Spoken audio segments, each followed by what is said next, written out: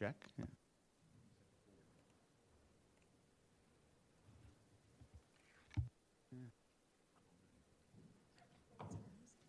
No, it's fine. Just have a little technical difficulty, excuse me. All right, first order of business, first of all, good evening and welcome. Unfortunately, our chair is joining us by Zoom, so I'll take the chair for tonight, and we're missing also Claire, so we're in different seats tonight. In any event, first order of business is to get the approval of the minutes from last meeting from October. Hopefully everyone's had a chance to review them. Any motions on approval of the minutes? So moved. I hear a second. Second. All in favor? Aye. The minutes are approved. Unfortunately, I've got a bad mic here. That's fine. All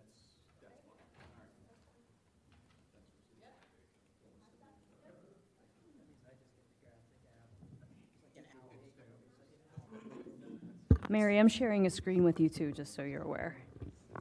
Hey, there we go. All right. I don't know if it's working. Thank you. now. It's been a while. It's been a while since I sat here. All right, we're good. Trying to share the screen Thank you, with Christina. Mary, All right. so you could share all of it. All right. Tabby, do you want to do reports first or the one-time event that we talked about first? Let's do that one first. All right. We'll do reports last. All right, that sounds good. All right, so tonight we're going to start off with some recognitions of some special folks that have joined us for many years, and I'll turn it over to Tammy to let Tammy lead that.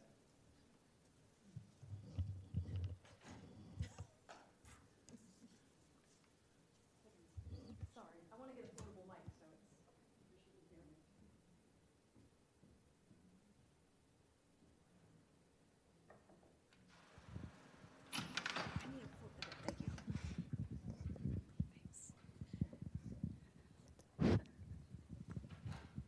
Okay, thank you. So first of all, appreciate everybody's patience just with all the technical pieces tonight. Thank you so much for coming. We do want to go through this, the first recognitions that Mr. Renfrey had just referenced. So first of all, Mary Coe is up here on the screen with us tonight. She's actually homesick, but she has been the chair of this board for several years and did not want to miss her last meeting. So if we hear her sneezing, it's because she does have a cold, and I'm glad she's not here contaminating us. So Mary, thank you for joining us by Zoom tonight. We'll try and hopefully keep this all brief, but I wanted to take an opportunity.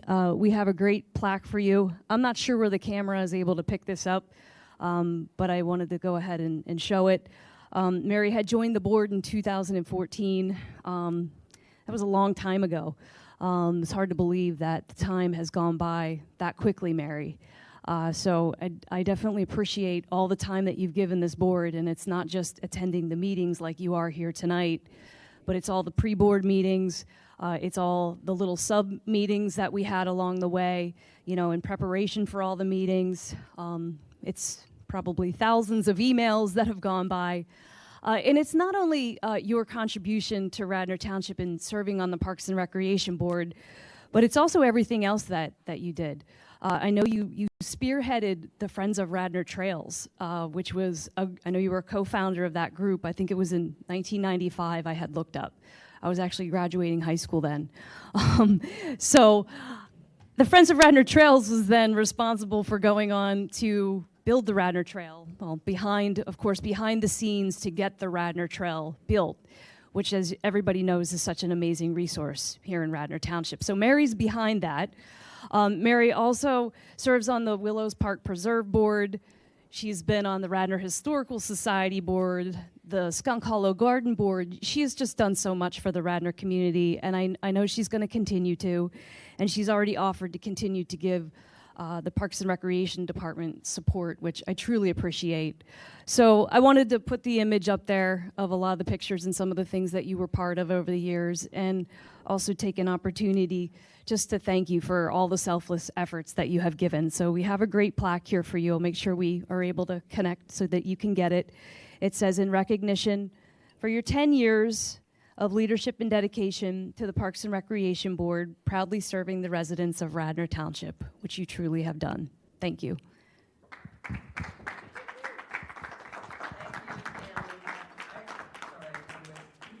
hard to believe it's been 10 years since I joined this board. It kind of flew by.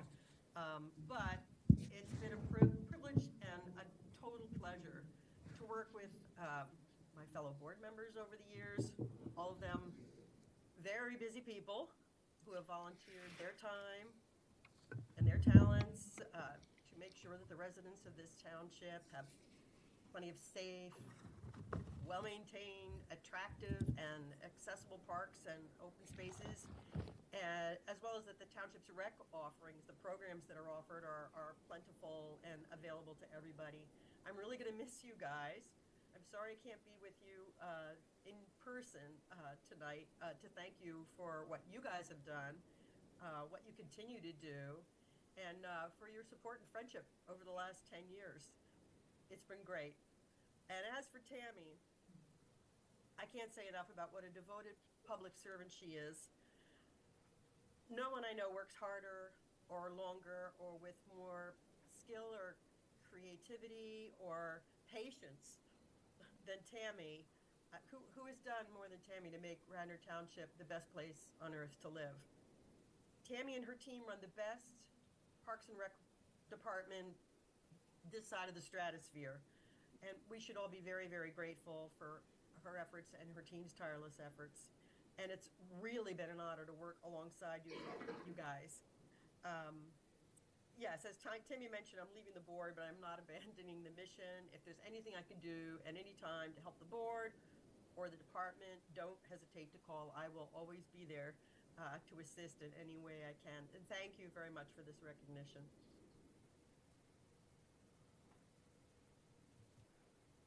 Just going to let the board have some comments quickly here. Thank you, Mary, for everything. You have been a leader on this board, both literally sitting in this chair as well as figuratively. One thing I like to think of us here as members of this board are stewards of our parks, and you have been the prime steward of us with your knowledge in so many diverse areas that relate to our parks and your dedication both on the board in formal sense and informally.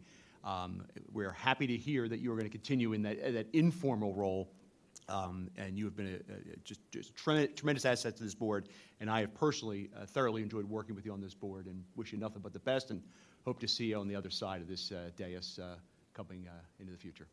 Thank you.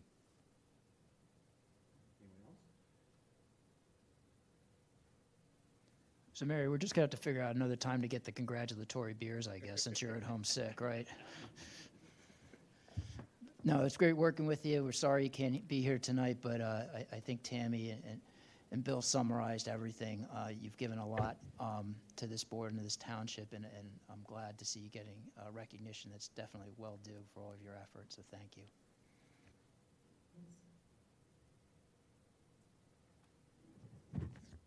Thank you again, Mary, and I appreciate you recognizing me too. You didn't have to do that, but I really want to thank you. I've learned a lot from you, and I continue to, and you're really just a tremendous leader on behalf of Radnor Township.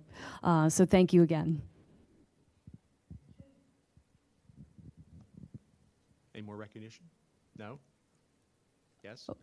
Yes, we can finish the next two while Yeah. we're here. Yep. Absolutely. Okay. That's fine. I know one's not with us, but we probably should Yes, absolutely. still recognize and then.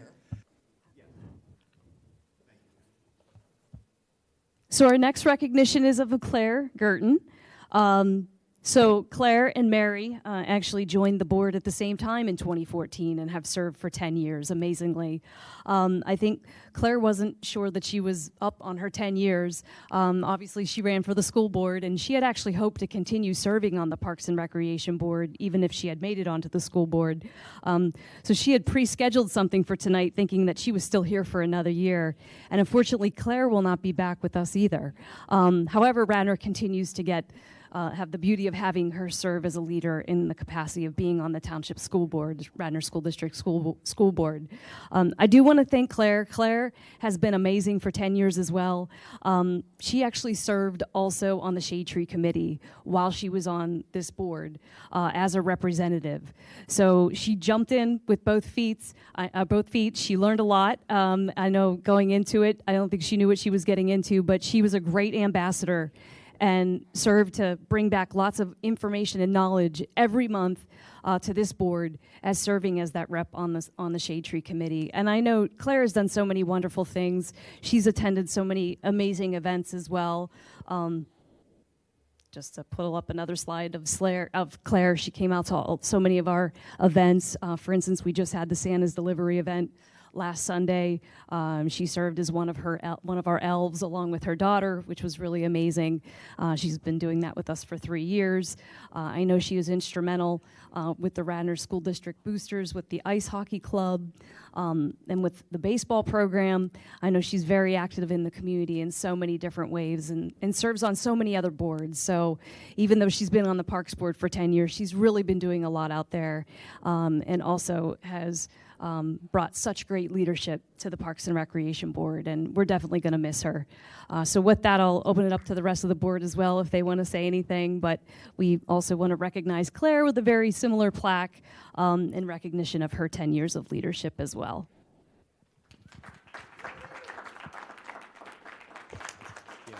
Yeah. Again, briefly, I think Tammy summed it up very, very well. Claire is just a community servant in every capacity, everywhere she is, every place that her children have been involved or she's involved. She adds incredible value to our township and does it in such a wonderful way, and is such an asset to our township as a whole, and certainly this board. And we're going to miss her, but know that she's going to be continue those good deeds for our schools and our kids on the school board.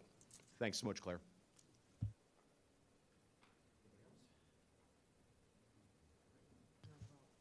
I'd like to speak, Bill. Can I speak? Absolutely. Yeah, you're still the chair, so you can just chime in and rule me out anytime you want. I was really bummed out to hear that Claire, I didn't remember Claire and me starting on the same day. I thought she had another year or two too, so it's, I'm sorry she'll be leaving because she's a total delight. This township is so lucky to have someone like Claire serving on just about every board committee that there is, and I hope she has the energy and the will to keep up with that for many, many more years. I wish she could be, well, I'm not there either. I wish the two of us could have been there tonight, but I am sure our paths will cross again. So, but thank you, Claire, for all your service, both as a member of the Parks and Rec Board and in all the other things that you do for us. Thank you, Mary. And thank you, Claire. I know you'll be out there watching later on. Next up, we also want to take time to recognize Commissioner Sean Farhi. Sean, if you'd like to come up, that would be great. I just want to say thank you to Sean. Sean has brought a lot to this board. He's also brought a lot to the Board of Commissioners. I know you started in 2017, and it's hard to believe that your tenure is up as well. You're definitely going to be missed. I truly appreciate all the support that you've given us. I tried to put some pictures up of the things that you've attended. I know you've been part of so much. We have so many wonderful memories and that we've celebrated over the years at different events and different activities. And also for any of you that were not present, Sean also had thrown out a first pitch at the Enke Park lights dedication at Enke B at the field on Memorial Day. He pitched an awesome strike. So I wanted to highlight that and a lot of the other things that he has been part of, volunteering with Santa's Delivery, even when his kids were at home receiving gifts, and just selfless, endless time that you've given to the community. So I wanted to make sure folks had that opportunity to see all that great stuff that you were part of, and I also wanted to take the opportunity just to say thank you for everything that you've done in supporting staff. One of the things as a staff member in working with the commissioners and hearing the support that you give to us, it's really reassuring, and it motivates us, and it makes us work hard and even feel better and even more dedicated about our jobs, and we truly appreciate that. So I also have something for you as well, but if anybody else wants to talk about that. That's fine, I'll chime in. Commissioner Farhi, thank you very much for your service in general, and we've been fortunate on this board during my time on it to have some commissioners who have been a wonderful support to this board and the mission of this board, as well as the parks in general, and you have been a leader in that. And one particular project comes to mind to me, which is actually what motivated me to take this position on the board, which was getting a comfort station at Tennell. you helped me fulfill a promise to my daughters, who are now 23 and 21, when they were 8 and 6, wondering why the boys had bathrooms and the girls didn't. And beyond just the softball folks that use it, the community gets to use it. And I know that was not an easy thing for you to do as a commissioner in that ward. There was some significant pushing and backlash, and you held firm for the good of the community to get it done. And that's just one of the things you've done, and we really appreciate that support, Commissioner. We'll miss you formally, but hopefully you'll still be a voice, and I know you will be as part of the community. Thank you. I just wanted to also echo all the comments, Sean. You know, I know you've really thrown yourself into this position as a commissioner, and Tammy probably couldn't find, you know, half the pictures of all the things you've done and all the events you've been to. And I know sometimes you may ruffle some feathers, but no one could ever question the dedication that you brought to this job, no matter what that position was. And it's something that's very admirable, and I know it's appreciated by residents. But, you know, thank you. We hope to see you soon. And I wanted to add, if I may, just a few words to Sean, or Commissioner Farhi. I wanted to thank you for your support of this board for the past 5 years. Much appreciated. And I'm glad you're being recognized tonight.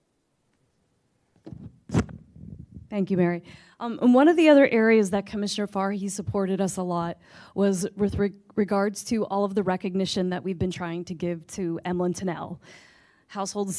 He's still not a household name. We're still trying to educate people on the importance of Emlyn Tennell and everything that he truly embodied here in Radnor Township, and it's something that he's been very, very passionate about. And he's also supported a lot of the efforts of the Sports Legends of Delaware County, which is housed here in the Radnor Township building, which is something I know has been very meaningful to them. So I also wanted to take an opportunity to point that out and give that thank you from them as well. And with that, we wanted to give you this maquette of the statue of Emlyn Tennell so that you could have that for your home. And that was something really special that we wanted to make sure that you had, just for all of the support that you've given. And once again, thank you so much. The words thank you really just don't show it. You're sorely going to be missed, Sean. Definitely I've enjoyed working with you over the years. I really appreciate it.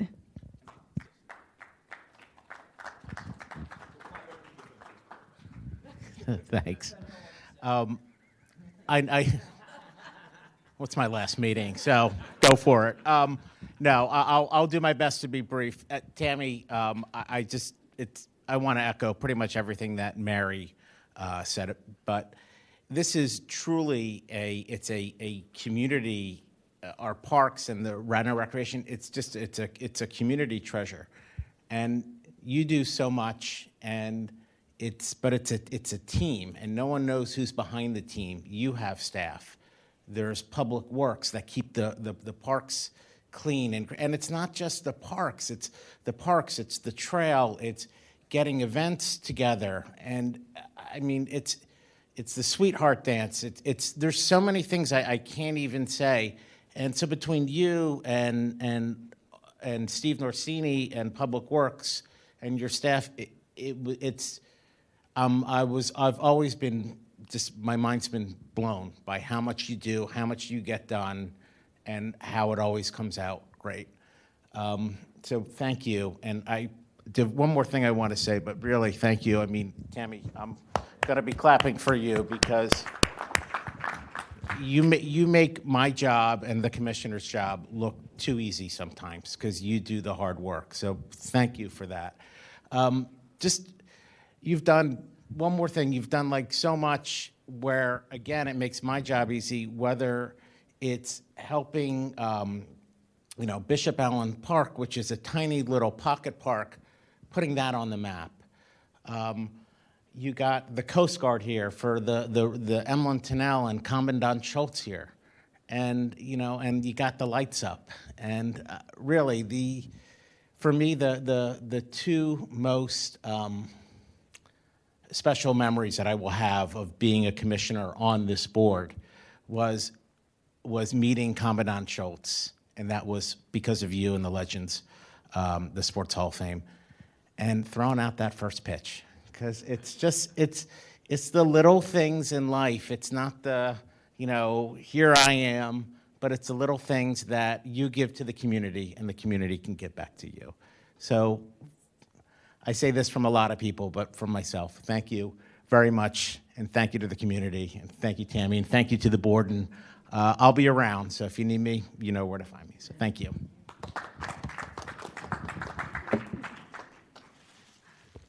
All right.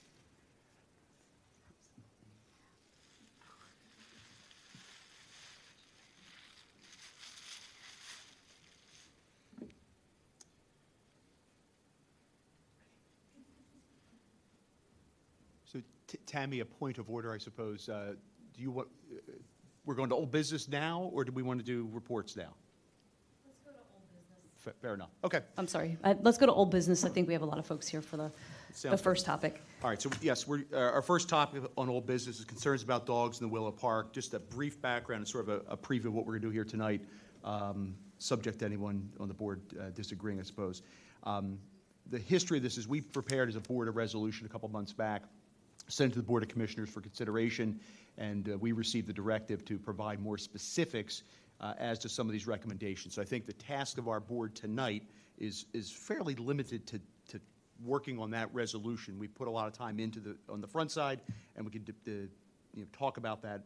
It seems best to start off our discussion there. Then I'm going to take advantage of having the gavel tonight and then invite public participation on this topic.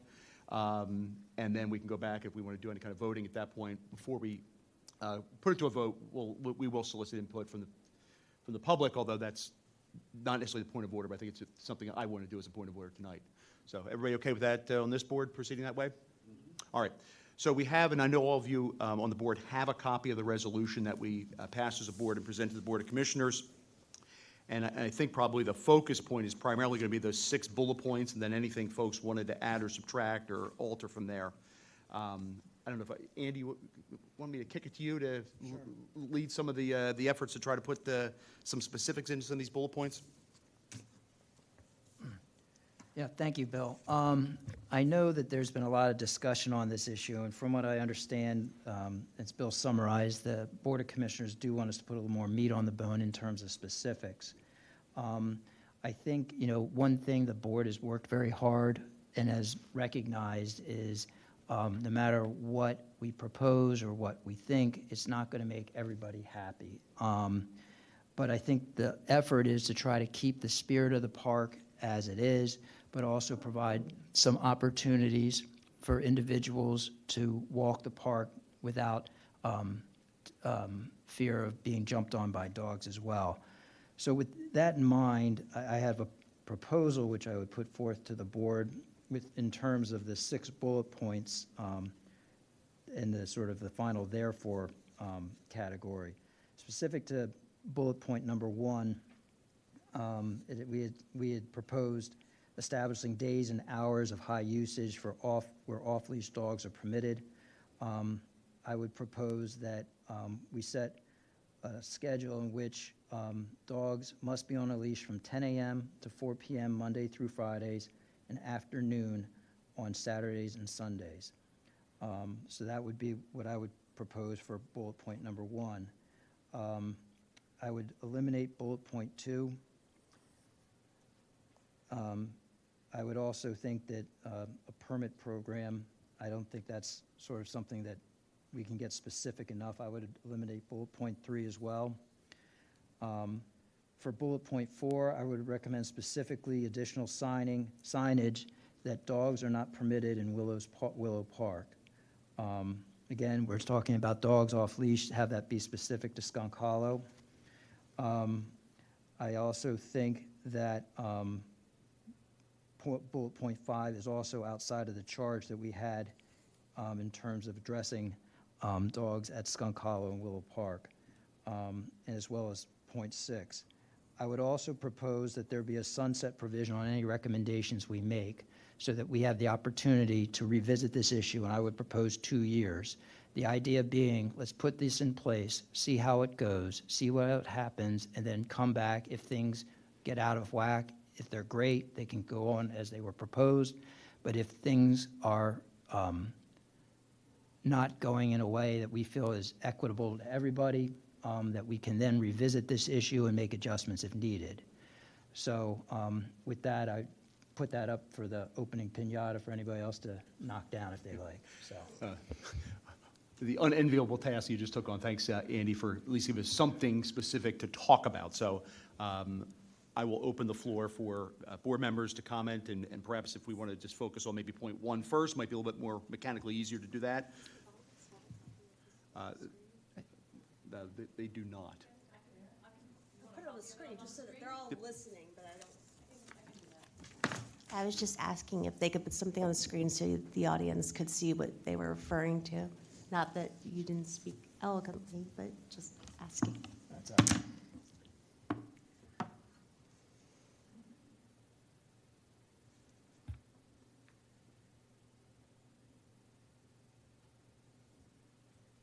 All right, so we now have it on. So just with the benefit of the additional audio visual, Andy suggested a 10 to 4 Monday through Friday leashing requirement in afternoon on Saturday and Sunday for Skunk Hollow. If there's any discussion among the board on that, we can kick that around now. I do have a comment. I think when we had our last exhaustive meeting about this with a rather large group of involved citizens, and the previous meetings where there was a really outpouring of support for having dogs off leash in the park, I think the consensus we reached at the last meeting was that we had acknowledged there are some high-use periods that there should be some limits.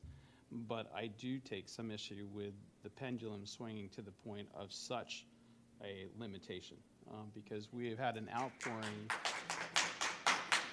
We've had an outpouring of support for a community in that park, and I think we try to acknowledge that it is an important asset for that part of our community. But in balance, we recognize there are times where it's not appropriate. And I think we asked some community members, were there periods, for example, of high use, and weekends were one of the periods where we have large events occurring, where I think if you were going to initiate some type of limitation, a Saturday and Sunday limitation may be the one that I would be more supportive of. I think in putting it to the Board of Commissioners, it was also a way of saying, testing the waters to see if they had any particular limits they want to put in place, which they haven't expressed. So in thus saying, commissioners have said they don't have an opinion, it comes back to us. I just think we have to balance community interests, and I think shifting the pendulum so far, you know, as proposed, it would essentially eliminate most of the free time that people are using the park. So I would not support it something as such a huge pendulum shift. All right. Thanks, Clark. I figure we'll open this up and then we'll try to do some type of conglomeration of, go ahead, Mary, I figured you'd be up next. Go ahead. You're okay with me speaking, Bill? Absolutely. Thank you. It's hard for me to tell. I pretty much agree with what Andy proposed.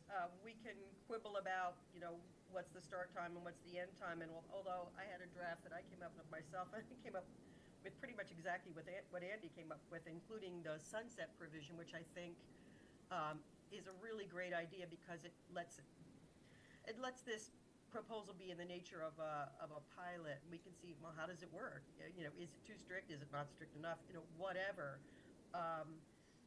About the only thing I would add, or you know, maybe we should consider adding, is in addition to Saturday and Sunday holidays, for the same reason that the park is very highly used on Saturdays and Sundays, but also Memorial Day, holidays is the same situation. The idea being when it's that crowded, we need more controls than when it's less crowded. Again, I'm trying to think of how everybody who uses the park at the Skunk Hollow at certain times can still have some availability for them that works. As Andy said earlier, nobody's going to get 100% of what they want here, but you know, maybe we can reach a balance that works. All right, thanks, Mary.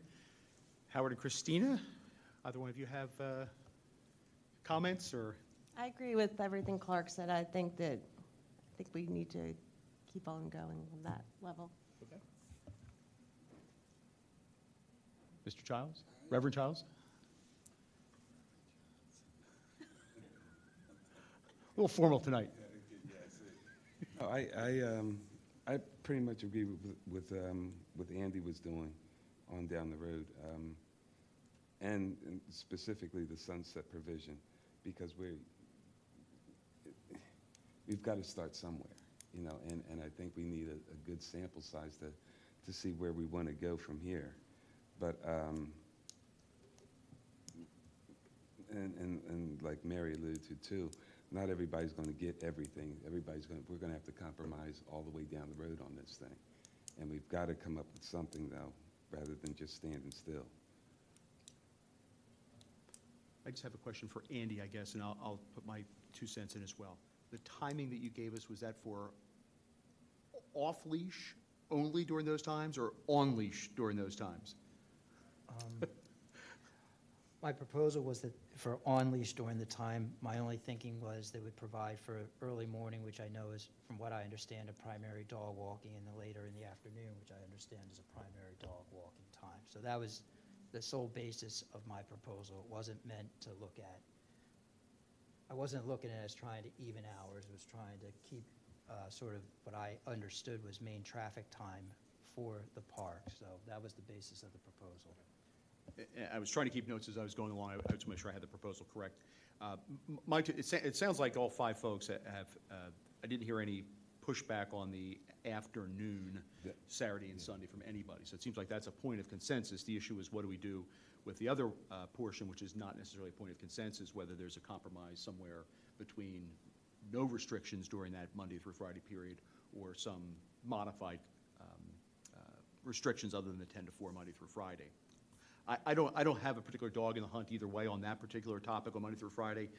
I started this process, we started this several years ago with the assumption we should have places where dogs and people can be in our parks and places where people can be without dogs, and some parks where there's both. And I think this is an attempt to make what is a unique asset of the township, both where there are periods of time where folks can go knowing that there will not be four-legged friends there, but times that they're more than welcome to bring them there, which seems to be the majority of the time. I don't know if there's somewhere in between that 10 to 4 and nothing, that there's a compromise point folks could, maybe Monday, Wednesday, Friday, or altering of the time frames. The 10 to 4, which strikes me during school hours, and one of the concerns I have is just with little children there, they're not going to be there except in the summer during those hours. So I don't know that the on-leash during that time really does much, I think, for one of my concerns. But I invite discussion on this topic. And I think the weekend and high-use periods have the most indication. I just think imposing this in the weekday, we've heard the amount of use there in the midweek is high, and I think you're going to restrict a large amount of our community who uses that park during the midweek. I think we can revisit the issue and extend it, particularly if there are issues, but I think to go so far in the opposite direction is the opposite of what we voted on last meeting.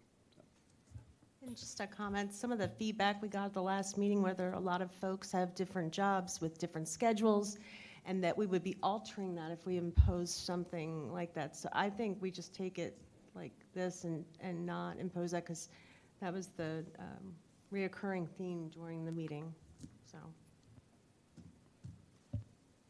I don't know, on the 10 to 4, in my firm, we always try to strive for what we call the Quaker consensus. Let's see if we can't find a way to get a unanimous vote on something if we can, and we may not be, in which case we'll put it to we're going to go through each of these bullet points and put the whole thing to a vote.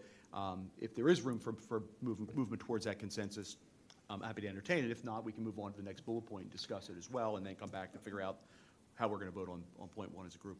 I'm personally not wedded to the hours in particular. I'm just thinking we need to, I think if we're going to put restrictions during the week, I think it should be each day and not Monday, Wednesday, and Friday versus Tuesday, Thursday, so there's not a question as to what it is. It's just weekdays and weekends. If there's other hours that people want to propose, I'm totally open to hearing about. I think we need to start putting something pen to paper here, though. Agreed. Mary, any thoughts? On a Monday, Wednesday, Friday, the only thing, I'm trying to keep this from being too complicated and having too many moving parts. So I kind of like Monday, Friday, they're weekdays, they're overwhelmingly similar. It's Saturday, Sunday, holidays, high use, have dogs on leashes on those days. Or maybe you have some morning hours on weekends for someone who's desperate to get a quick run in or something, but before the crowds hit. Maybe do Saturday, Sunday holidays, dawn to 10 a.m. or something like that before it gets really, really crowded. Another thing to think about that does complicate it, but sorry about that, is summer is different from winter, and there are a whole lot more hours to deal with in the summer, either to restrict or open up. You can go either way. The park's only open from sunrise to sunset, but sunrise is really early in the summer and sunset's really late. So we probably need to be mindful of the seasonal differences. Okay. And I'm correct that, Andy, I know you guys tried to clarify, but I couldn't hear it really well. You're talking about on-leash, your proposal, Right. to get it out there, was on-leash from 10 to 4 Yes. for weekdays? Yes. And on-leash all day, Saturday, Sunday? No, no, it was on leash afternoon on Saturday and Sunday. Oh, afternoon. Oh, okay, good. Then you've got, we're totally on the Oh, same on page, leash. Andy. Oh, Sorry. yeah, because I had something different. Okay. On leash in the afternoon on Saturday and Sunday. Yeah. Okay. Again, the thinking being, and I appreciate about the younger children, I don't know how much they're going there before and after school during the week, I don't know. All right. Okay. You'll have your chance, I promise. And so, I mean, if there's other hours people want to propose, let's hear them. I mean, but I think that if, I think we need to put something down firm, and if the Board of Commissioners disagrees, there's opportunity for public comment and amendments then. Certainly, they can take up that issue then. I think I'm going to stick to my proposal of just the high-use periods I've defined, and we've heard consistently, for the weekend, Saturday and Sunday events. I just think, again, the Monday to Friday timeframe, I think if this is put into place and followed, it would really restrict a lot of the people that are using that area currently.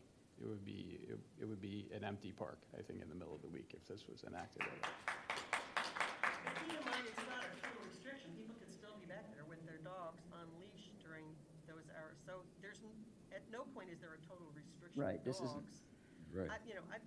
We're all trying to hit the right balance here, but I want to be sure that, I'm back there a lot. I'm back in the park a lot. And during the middle of the day is a time when you see a lot of older people, retirees, just taking a walk, or you see really little kids. Mom's going crazy and she's got a 2-year-old and the 2-year-old's not in school. Or an infant in one of those little sacks or whatever. So I'm trying to figure out, what constituencies tend to use the Skunk Hollow trails at what times, and I'm trying to make sure there's a time for everyone. I don't know that we're going to be totally successful at that, but I'm thinking a lot of serious walk the dog people are, early morning and after school, and that's when I think we want to keep it open for the off-leash people. I see fewer off-leash people, fewer, not none, fewer during the middle of the day. All right, unless anybody on the board has any more comments on point 1, I'm going to move down. Sounds like we have a clear idea where people stand on this. So let's move on to 2. Andy's proposal was to strike that where you're cordoning off certain areas for off-leash. I don't know if anyone has any thoughts on that one. I think, if anything, it's just to define, as you mentioned, the Willows is a distinctly separate area that is complete agreement. I would hope complete agreement that is a non-dog area. But again, to striking 2, it would just be specific to the Willows with clarity. Any other comments on that point?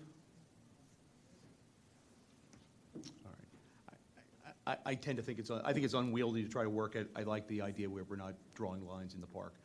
Clearly, there's 2 different parks, although they do run into each other between the Willows and Skunk Hollow.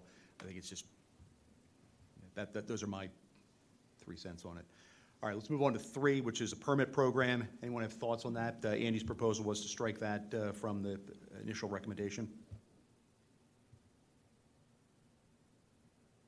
There are other communities that do permit programs. There is advantages to them, but I just foresee if there's infrastructure behind it, and again, how you would monitor that and control. I just think it would be a complicated process for which I don't think it's as easy as just saying we're going to do it. I agree. I think it's something maybe we keep in our vest pocket. I mean, if we really do come up with some sort of ordinance and it does indeed have a sunset provision in it, you know, this might be something to consider if, you know, if the approach that we're talking about tonight doesn't work out. You know, maybe this is something we go back and re-examine at that time. But right at this moment, it's not something I think that I would recommend at this point. I think it's for the future, and I think if there's issues of overuse, it becomes a way to really limit use, particularly to Radnor Township residents, if we get into a significant overuse scenario. All right, anyone else on point 3? All right. Complete agreement. All right, point 4. I think Andy's modification was simply to hit on the clarity of the same point we've hit a couple times, and that is that add signage to make clear that the Willows is a dog-free park. And I don't know if there's any discussion on that or not. I think I've heard consensus on that throughout the dialogue on this. Is it dog-free or is it dog on leash? I just want to make sure. It's dog-free, right? No dogs permitted at the Willows. Okay. No dogs Dog permitted Just at the wanna make sure. Willows. Okay, that's fine.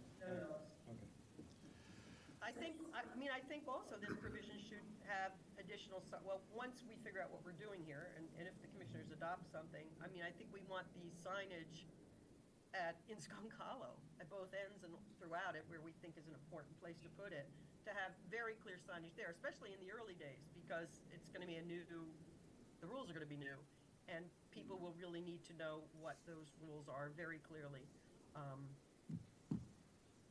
to overcome, you know, what might have been the case in the past. People are going to have to get used to a new situation. So Andy, just from a technical standpoint, are we just adding Willows Park to the existing language on 4? I would modify the proposal to include what Mary just suggested, that placing additional signage that the Willows Park is a dog-free park, as well as signs regarding any, I'm just trying to think of the right word, any rules regarding leash versus off-leash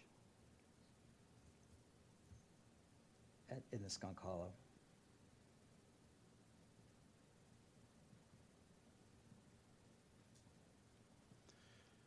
How about in rules regarding dogs in Skunk Hollow? That sounds good, Keep it simple. yeah. All right, point 5 was establishing additional dog parks. I'll open that for comment. I'll comment on that. I mean, it's always something we can consider. I don't know that we necessarily, I don't know if it hurts. I don't think it hurts or helps to add that in any recommendation we give the Board of Commissioners. But my personal thought is, maybe that is something we save for later. I don't know, but I could go either way, but I don't think it hurts to recommend it to the commissioners. Anyone else with comment on 5 and Andy's proposal to strike it? Just by way of background, it seems like the other whereas proposal clauses above are all specific to Skunk Hollow, so my thinking was sort of keep it within the parameters of the prior drafting, but, you know, however the board wants to proceed. I agree. I think it's too broad. I mean, you're not really giving a solution, you're just offering something. So for right now, strike it, get it off. Yeah, I agree. think I think the charge, I'm sorry, Clark, go ahead. You speak first, please. I agree. I think just for clarity, it's obviously a view of the board that we want to promote talking about our other parks, but it's not specific to Right. this, so it should be struck from this. I agree as well. All right, I won't continue on. I would agree with that as well. 6 is another sort of mission statement type paragraph. I don't know if folks have thoughts about Andy's proposal to strike that as well.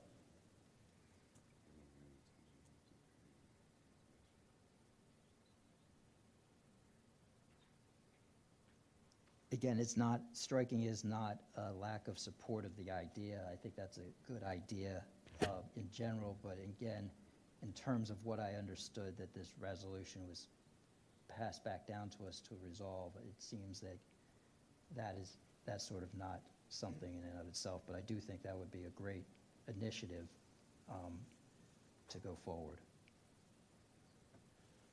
Anyone else? Oh, please. I would say per the resolution, it doesn't have immediate relevance to decisions being made, but it does have, I think, a general message that we want to send, that we want involvement from the community in making sure. So I don't want to, if it's struck, it's not saying that we don't believe in it. It's just not germane to this. And we've had several emails from citizens that were involved in trying to help, and I think that should be encouraged. So for those that offered to help make it better, it's much appreciated. But I'm okay with it coming off of this. I mean, one other possibility is making it, not to add any more complication, is making it into another whereas clause, whereas the Park and Rec Board sort of up above the final therefore, whereas the Park and Rec Board appreciates all the input of Radnor Township residents, and something to like what you just suggested, make it a sort of its own whereas clause at right before we get into that therefore. Yeah, no, I would agree. It just says, I think it should be recognized in some way, but again, it doesn't have to be codified with This rule. particular thing. Right, I'm fine with moving that paragraph into more of the general declaratory portion of the resolution. I think we all have unanimity on the sentiment behind that, number 6. Perhaps its placement is what we can alter. And I see Andy scribbling there, so maybe we'll come back to that one for modifications. The other, I guess what would be point 7 that Andy proposed, a sunset provision. I've been scribbling some language here. The above provisions will automatically expire 2 years after enactment. Keep it simple there. I don't think anybody has a problem with that language or wants to tweak it, or if they have a problem with its presence at all. Now's your chance.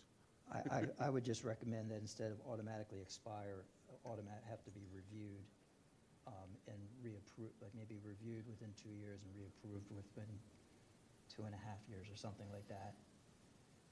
Just because if it automatically expires, and let's say there's another park issue that's taking up all of our time, there may be questions as to whether these technically whether these are still in place.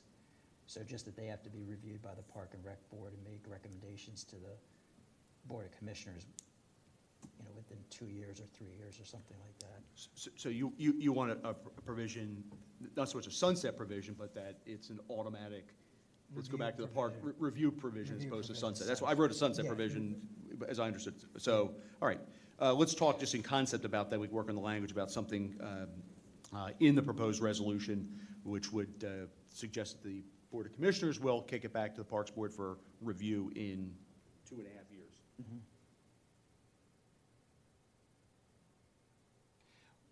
Would it be available, be open for review earlier if there were concerns or other issues that arose? I mean, I have no problem with that. I mean, I think, not that I don't think we wanted to make this an ongoing monthly issue. No. But I think I think nothing prevents us, I would be open to any kind of language that would allow us to have review based upon current events or something. Changes. Some kind of changes, but I mean, I do think it's important that we put some kind of time in there so that it just doesn't go on forever, and this is looked at again to make sure any recommendations that we make to the Board of Commissioners can be revised, yes. Understood. And of course, with their legislative power, they can do that a day and a half after they pass. I mean, nothing prohibits anybody from doing anything different. It just, again, it's more of an aspirational thought, I think, than a particular policy provision. Anyone have thoughts on that?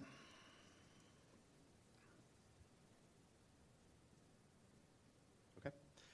All right. I had just a couple of things, really just cleaning up things in the whereas portions. The 1, 2, 3, fourth one, get rid of recommends, just leave supports. On the therefore, take out may after such actions and one or more of, just to be more declaratory rather than vague. If anybody has any thoughts on that set of changes.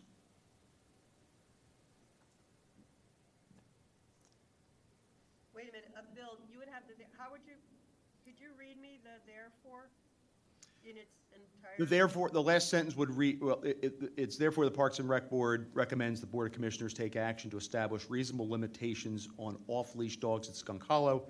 Such actions include the following. Oh, okay. It's more direct. I think we're being asked to plant a flag somewhere, and I think that's a clear planting of a flag rather than just conditional recommendations. But again, I'm open for discussion, tweaking. Okay. All right, so before, I'm planning on opening this up for some public comment on this resolution. Before I do that, any comments on any of this that we've talked about, having gone through the whole thing somewhat methodically? Any other thoughts people have before we open it up, and then we'll come back and we'll do something with the resolution tonight? The only a paragraph I added, a whereas clause right before therefore. It says, wherefore the Park and Recreation Board appreciates the input of Radnor Township residents in this process and would encourage continued input from residents regarding these recommendations. Any thoughts on that, folks? Well, I like it. I like it too. And that would be in lieu of what is now bullet point 6. Yes.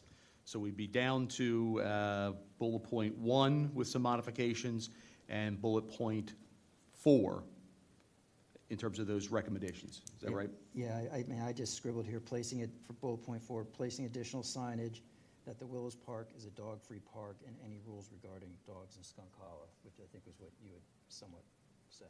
That sounds good. And I left out what we call the sunset or the automatic review type provision. That would be the third, I guess, numbered bullet point there. All right, any more dialogue here from the board before we invite public comment?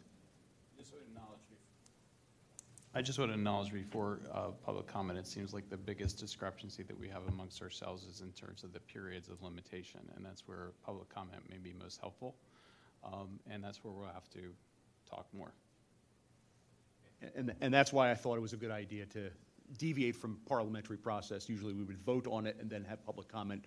We're going to flip that on its head a little bit tonight. So 5-minute limit on comments, but I invite anybody who wishes to comment at this time, they can feel free to come to the podium, give us a name and an address, and let us know what you have to say. Okay, Tammy? Can I You just got a jump in comment with too, a couple please. things? Yeah. So first of all, under item 1, I'd like to just add something that at least acknowledges maybe for certain events and/or activities that are pre-communicated, that there would be a restriction to use. I know we do an annual preschool event that happens on the trail every October, and we did attempt to close it this year to the dog walkers. We posted signage a couple weeks in advance. So I'd like to maybe just add some language to that, if that's okay, because I think that is important, just since this will be memorialized potentially, and that way it's captured within that too, so people see it there and then don't see it later and ignore it.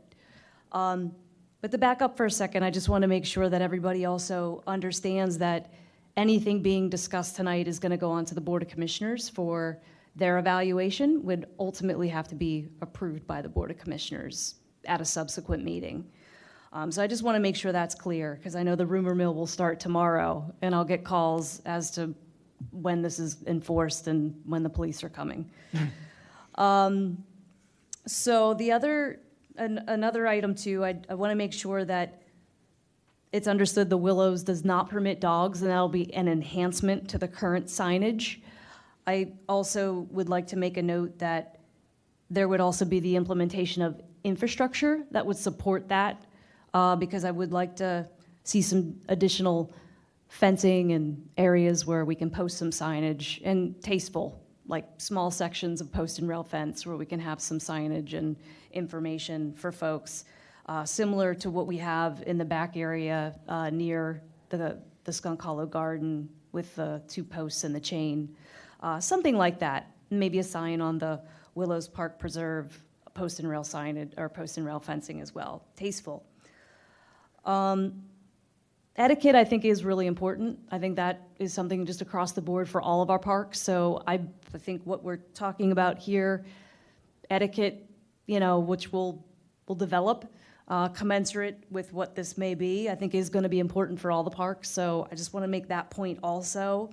I also want to make the point about establishing other dog parks. I think those are going to come up in subsequent conversations as the Parks Board continues its discussions on dogs and parks.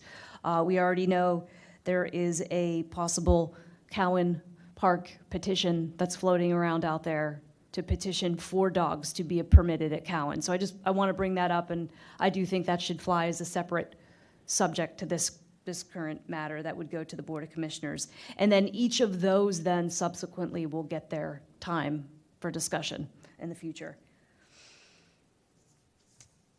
I think that was it. Again, I think this is just going to come down to enforcement. Obviously, we'll have more discussion on that at the level of the Board of Commissioners when this goes there, which I don't have a timeline for when that will be, but it will be obviously sometime in the new year. Thanks, Tammy. Before I re-invite the board to comment, Commissioner Farhi, anything you wanted to add? I apologize for deviating from form and not getting both of you involved. No, that's fine. I think it's great that we are trying to bring the community here. For me, I have a dog. I love dogs. My father is a veterinarian, small animal. And I remember years ago, there was someone sitting up here who's sitting up on the Parks and Rec Board currently.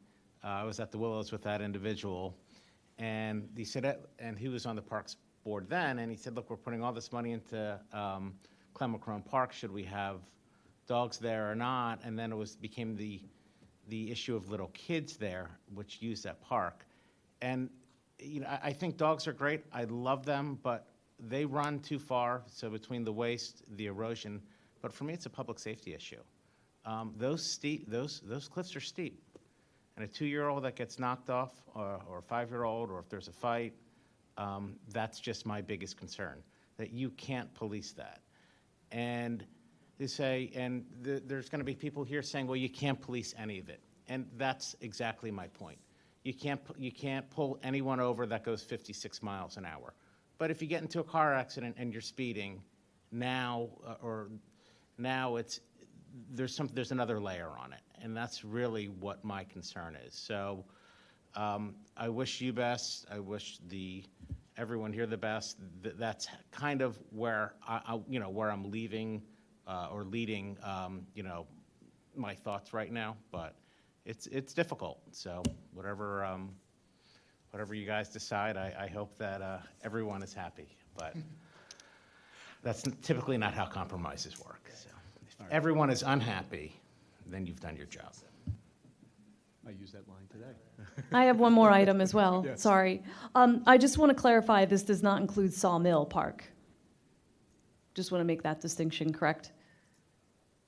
So when we're talking about the park boundaries, we're not including... We're talking about Skunk Hollow, that was my understanding. Okay, just because the two tend to be contiguous or thought of contiguous when folks park there specifically. So I just wanted to put that out there for how that... Do we want to add that into things? I don't know. I mean, folks on the board, do we want to add Sawmill as just part of this whole proposed framework? Tammy, would you recommend? What part of added to the Skunk Hollow restrictions, or are you talking, what part of Sawmill? The Sawmill Park proper. Currently, the same observation of dogs occurs in Sawmill as it does in Skunk Hollow. So in other words, the resolution or the ordinance we're talking about now would include not only Skunk Hollow, but what we know as Skunk Hollow along Darby Creek and Little Darby Creek, but also Sawmill Park, like the little grassy park there and the path along Darby Creek. That's at least a thought, and this is certainly something to discuss. I think that's Tammy's point. Yeah, I'm just putting it on the table for discussion. Yes. And Tammy, the current status of Sawmill with respect to dogs is what? Permitted. Okay. Permitted, very similar in a fashion as Skunk Hollow. If folks choose to. Depending on what owners felt, I mean, our own, adjacent neighbors who might feel differently, like, right now, that's open for unleashed dogs, as long as they're under control. My knee-jerk reaction is, unless there's been a problem there, why would we want to restrict the Sawmill Path and the Sawmill Park any more than it is right now? I mean, is there a perceived need for that? With any of the input that we've gotten about concerns and issues, Sawmill has not been a key location, at least not that what has been expressed or reported. And how would that be different than any other park? But a lot of people think of it as the same. I want the cure to go As any broader other. than the ailment. But, you know, maybe the public has some comment on that.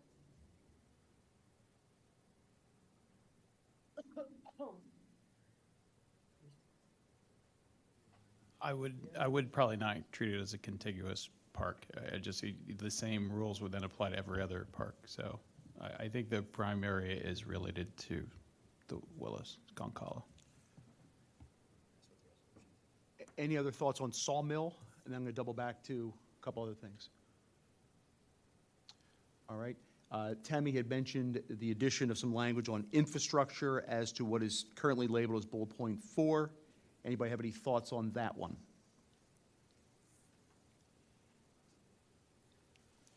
I mean, I just made an edit, just placing additional signage and infrastructure, that the Willows Park is a dog-free park, and any rules regarding dogs in Skunk Hollow. I don't know if, Tammy, if that satisfies your concern. And then if I may. Please. In the wherefore, the additional wherefore clause, I made it, wherefore the Park and Recreation Board appreciates the input of Radnor Township residents in this process and encourage continued input from residents regarding these recommendations and etiquette of dogs in parks in the township. I don't know if does that address what you need? Okay. And then with respect to the board, any commentary on that additional language that Andy has read? Is there also language to the high-use periods that you have, those special days? Is that? Yeah, I was moving to that one next. Yep. That's number one. I think everybody's. All right, let's move. Clark, any thoughts on that? Let's go there now. The additional language for point 1 regarding the possibility of having limitations on access for special events. Any thoughts on that? I think it's an essential element. That's where I think when we have those large events, I think you need provision to be able to limit during those events. Any other thoughts on that, folks? Do you think that should be a separate numbered clause in and of itself?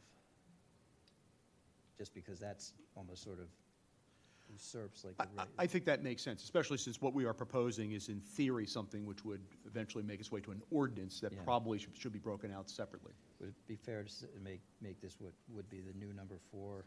The township would be able to set any special restrictions necessary for any pre-planned events, any pre-planned township events. Any thoughts on the language? That sounds good. All right, I think we've kicked around Commissioner Farhi and Tammy's additional comments. Any other comments before we open the floor to public participation? All right. All right. Anybody who wishes to speak, please come up to the microphone, use the microphone, name, address, and we'll set a 5-minute limit, but you need not fill the time, but you may.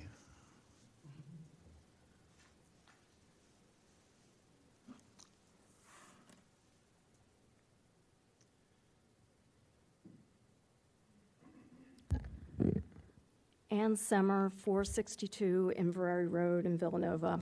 So I have a few comments. The first one I would say is good decisions are made with good data. And I'm a little disappointed that discussions about usage, especially during the week, are being made on people's observations about when they walk around the park and who's using it and who is not using it. And so, thank you. I really feel like you have an obligation to know a little more before you set time limits. If I step back for a second, I don't walk in the park on the weekends because it is crowded and there are a lot of children there. I have a 68-pound dog. She's very friendly, but I've been over there. There are a lot of kids. I don't do that. So I understand the afternoon on Saturday and Sunday, and I guess personally, I don't have a problem with that. I do have a problem with the 10 to 4 on weekdays on a number of fronts. One is seasonal, which someone mentioned. It's dark at 4:30 now. So you're basically saying people can go before 10 in the morning, and I think that's too restrictive. From 10 to 4, little children and, older people, they're just not in that area of the park. And a 2-year-old or an older person on the steep slopes with rocks and roots and everything else, they're just not going to walk there. Maybe there are a few people, it's just not where they're going to be. They're in the bigger Willow Park where it's flat. Someone made the comment that people can still walk there with dogs on their leashes. I cannot walk there with my 68-pound dog on a leash. It is dangerous for me. The steeps are slope, there are a lot of rocks, there are a lot of roots. If I have that dog on a leash, I cannot be in there, and I would not be using the park at that time.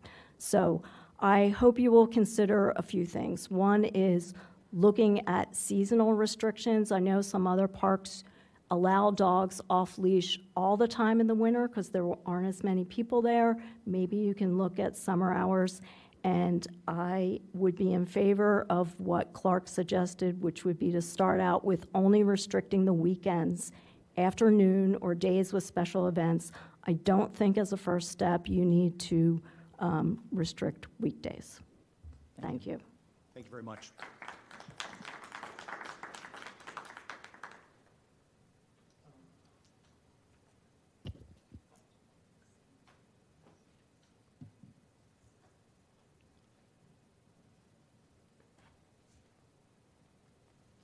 Ed Arney, 126 Radnor Avenue, Villanova. Yeah, there's a number of things. One, it's some ivory tower thinking when you're just restricting the 10 to 4, because you have a substantial portion of this community that does not work in a 9 to 5 job slot. If you work a night job, like the people who wait your tables, the people who run stores late at night, they're not going to get up, before 10 o'clock because they're sleeping. There's a whole big section of this community that does not get represented in that, and you're disenfranchising them straight off the bat. At the end of the day, like right now, for a good portion, you're leaving somebody a half an hour to get home, get to the park with their dog, and most of the time they've already started their late shift. So I think that is absolutely unacceptable to cut off a giant portion who works in this community and serves this community from actually being able to use the park in that way. They're allowed to have pets. They're allowed to use the park in that way. It's when we say we're, meeting compromise, it's not just compromise for one group of people. It's compromise for the whole community, and they need to be represented here. I have a number of other points, but that's just what I want to say right now. Thank you. All right, thanks, sir.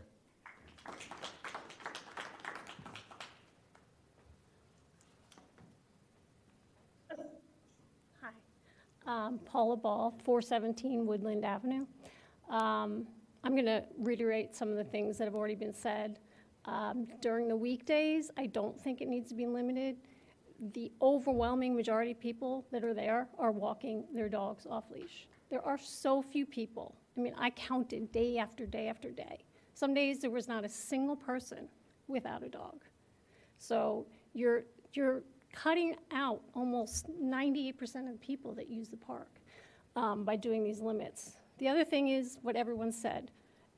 If you set it at 4 o'clock, you leave no time for someone to walk their dog who works, who gets up early in the morning and goes to work. When do they walk their dog? It's completely unsafe to walk your dog on leash.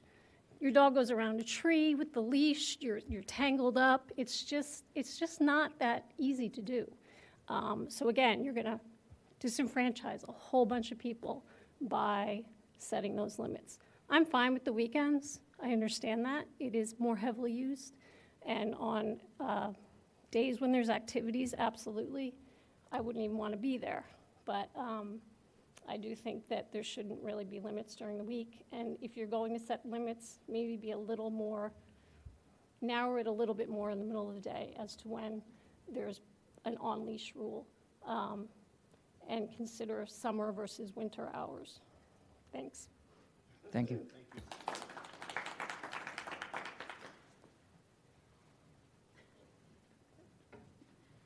Hi, I'm Patty Risch, 509 St. David's Avenue in Wayne.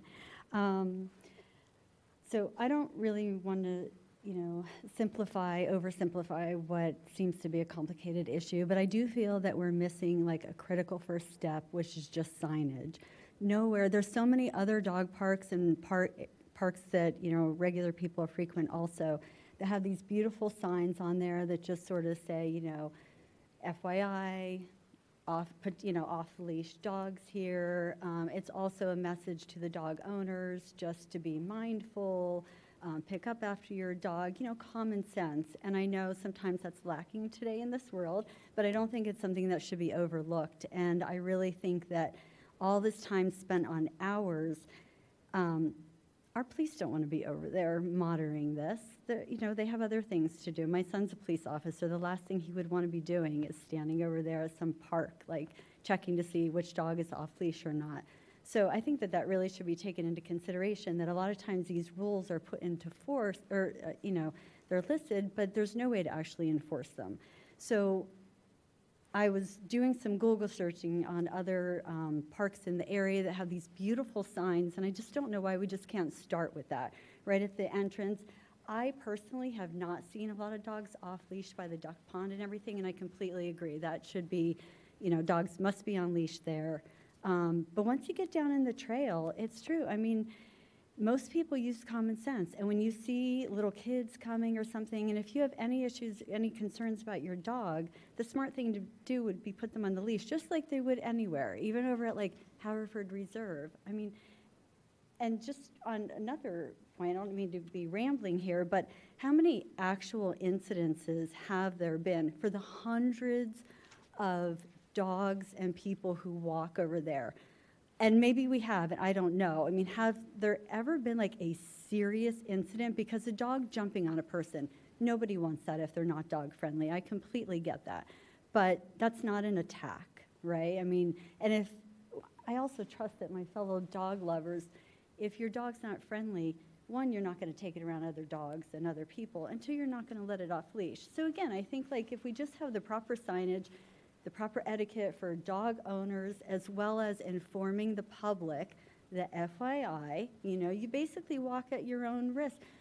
There's an element of risk in every single thing that we do in this world, right? We could walk down there, you trip off the trail and you break an ankle. We can't control for it all. And I think by putting in all these little regulations, it's just going to complicate issues. I mean, it's not really going to get followed, right? People aren't going to be clear. They're going to drive all the way over to the park.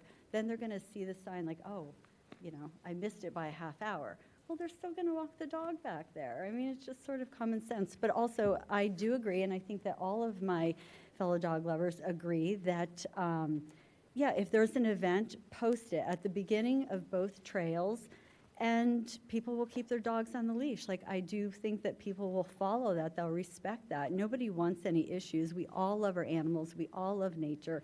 That's such a beautiful area. And 99.9% of the time, it's a friendly, happy place with people getting to know each other. The dogs play happily. I just think that we're sort of, jumping the gun here by putting in all these restrictions without even informing the public. There's so many walking trails in this area. We have beautiful trails where people could go on if they don't want to interact with dogs. So that's just, thank you. Thank you.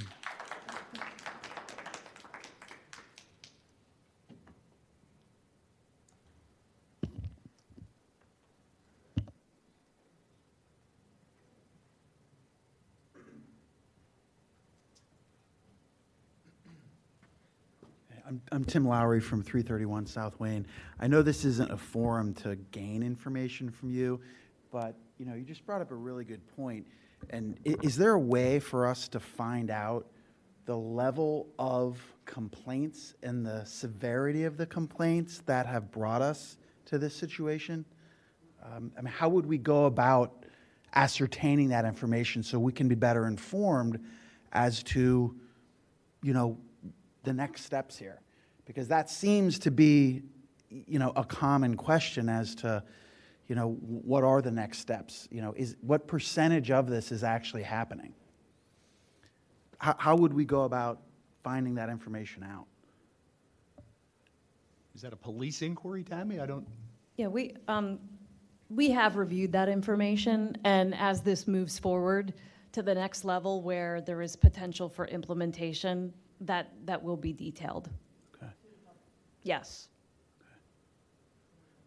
And we have received, Tammy, or does somebody want to explain the process by which anybody can obtain information and records from the township about just about anything? Yeah, I don't think that's the question here, because I don't think that should be incumbent upon constituents like us to do that level of research. I think that's something that should actually be presented to us. No. Yeah. No. What I'm saying is, what I'm trying to say is, it would be helpful to inform the public what the steps are to request information from the township so they can get all the data they need.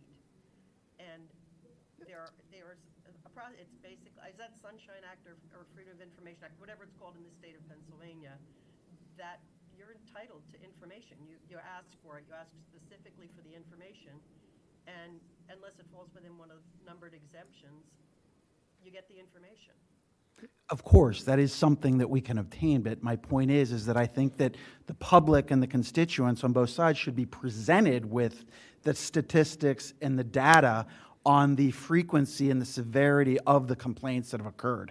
I don't think it's appropriate for, a constituent to go and have to do that level of research on something like this where, clearly the information is out there and provided, so it should be presented to the constituents so that they can see, well, maybe we're unaware as to the level of the incidents and the severity of those incidents that have occurred. When this goes to the commissioners, as I assume there could potentially be a motion passed tonight, that will be information that will be discussed at that level. The only thing I would just say to that is that, our solicitor may tell us that one incident is one too many. So at the next step, that information, obviously is going to be something the commissioners are going to be looking for. There may be even additional information that they are looking for, but there are incident reports, both formal with the police department that have been filed over the years, as well as informal incidents that have come in through emails and phone calls and things where we've directed folks to go back and file police incident reports where maybe they haven't. Sure. Thank you.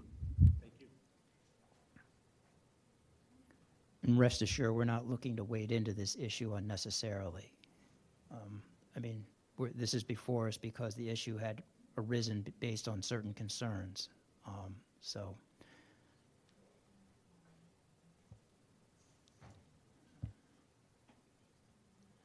Will Stokes, 611 Hollow Road. I was going to recommend just making the sign recommendations a completely separate recommendation, so that just gets pushed through, because there might be pushback, and no one's arguing against more signage. It can only help, make people aware dogs are going to be off leash, and then also make it more clear that Willows is no dogs whatsoever, because I see dogs in there every other time I drive through.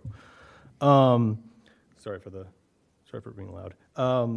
So then the restricted hours during the week, in my opinion, I don't really go before 4, but I know there are a lot of people that do that, and when they're forced to wait until 4 o'clock, we're going to have a huge spike of people going through at the same time. And one of the beauties of Skunk Hollow is kind of you're walking through, and you run into people once in a while. You're not walking along with people most of the time. And when issues do happen is when you have larger groups of dogs together. The way it is now, people are kind of going through at organic times that make sense for them, and everyone's kind of spread out a bit. So a rush hour at 4 o'clock, you're going to have, 20 dogs walking through all at the same time, right from the Willows, and it's going to kind of cause additional incidents, in my opinion. So I don't know, I think like last time you guys agreed that weekends were leash required and weekdays off leash is okay. I think that's a good starting point. It's only going to get stricter if we make further changes. They're never going to open it back up. So I think a small change, see how it goes, and then revisit it again, maybe sooner than 2.5 years, especially if there's issues. But that's all I had. Thank you.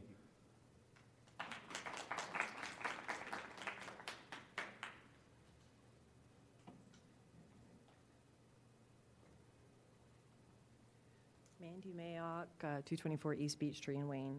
I did ask for that information. I was denied because it makes sense. It's an ongoing investigation, and they were not willing to share information on an ongoing investigation. So I was immediately shut down. Someone else who is not here tonight also requested that information independently of what I did, and they were also denied. So that's not available, unfortunately. Right, and our solicitor was here with me at the last meeting, was, in case that topic had come up, it had to do with how that particular request was made. It just Yeah, was, exactly, but it was not specific. And maybe the wording on the website needs to be more specific, because I consider myself a fairly intelligent person, and the way I phrased it, I even sent it to my girlfriend who's a lawyer in TE who works for the township, and she said, bang on, you're good. If we could talk about that maybe offline, that would be great. Yeah, sure, no, that's really fine. And also, like, I agree with basically what everyone else says here. Like, weekends, I think everyone understands that. There's family and children. But also to the point that there's a lot of families with children who enjoy going to the Willows off leash as well. So, you know, for the first meeting, when there was a lot of people here, there was maybe 4 or 5 families that got dogs because they took their families to the Willows. And they said, we deliberately went to a shelter and got a dog because we saw how great this was for families to experience together. Literally yesterday, we were walking, and there was a woman who lives in Newtown Square by the sawmill, and she walks her dog along Sawmill. She went and got a dog because she runs at the Willows. And she's like, I need to get a dog. This is amazing. I love this experience. So it's a very tricky situation, but I think, to your point, you know, the sun sets at 4:30. 4 o'clock would never work in the wintertime. And I do agree that for data collection, there needs to be some sort of formal data collection. You can't just say, I heard this, so-and-so reported that. Like, you can't make a major decision like this that's affecting hundreds of people's lives without any serious data collection. It's just wrong. It's not fair. So, sorry. Thank you.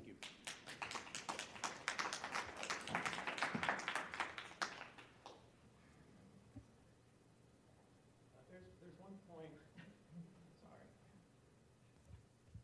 We touched on this before. Sir, if you could just, this is recorded, folks may want to watch it, so No, fire away from the mic. There's one point that we talked about in a previous meeting, and I think it's important to bring up, and that is, like, you know, somebody was saying, oh, I see older people in the park, and, you know, they could be affected by the dogs. But at the same point, I see older people come into the park who've got multiple dogs.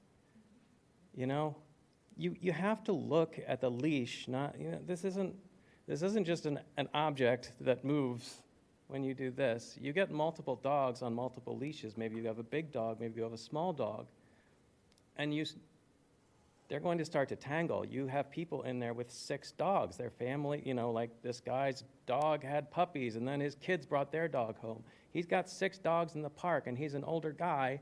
He's walking 6 dogs. That's 6 leashes. You encounter 3 more dogs and 3 more leashes in a narrow passageway. Dogs get more aggressive on leashes. Now you have dogs getting tangled in leashes. You have that on hills. You have that. You are going to exponentially increase your level of danger when you have the dogs on the leashes, because they will act differently. There is tangling, and there will be increased problems. There are tripping risks. Like, it's something that you have to consider just with the physical properties of how you're trying to work things. You know, it's like when we're talking about compromise, like, If people have such a problem with dogs, you have an entire dog-free park right next door with way less physical obstacles. You know, it's like the dogs in the park act differently off leash. You have to consider the dog. It is not a hobby. It is not roller skating. It is an animal that thinks, and it is an animal that interacts with other dogs. They have their own intelligence. They have their own way of communicating. They have their own physicality. They have their own culture. A dog in a dog park acts differently than a dog in a park. A dog in a park has freedom to move, a freedom to explore. It's stimulated differently. You're not going to replace the experience they have and the interaction they have with, you know, a dog park with a little ice. That would be like saying hiking in the park is the same as like running around in a track. And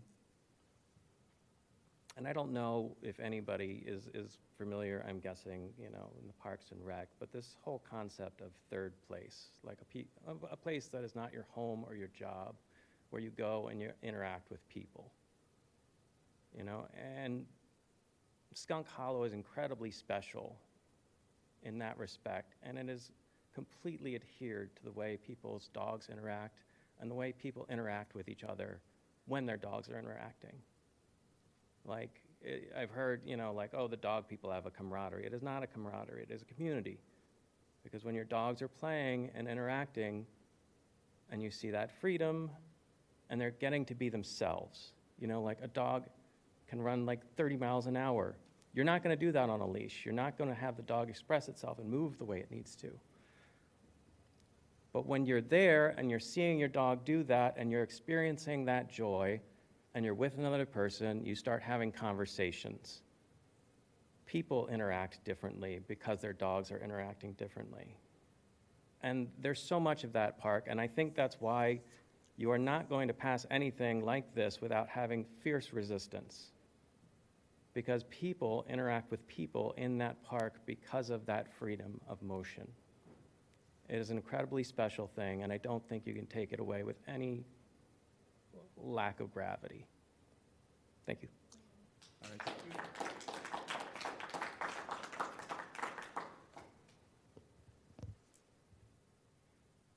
you. Anyone else from the members of the public to comment on this?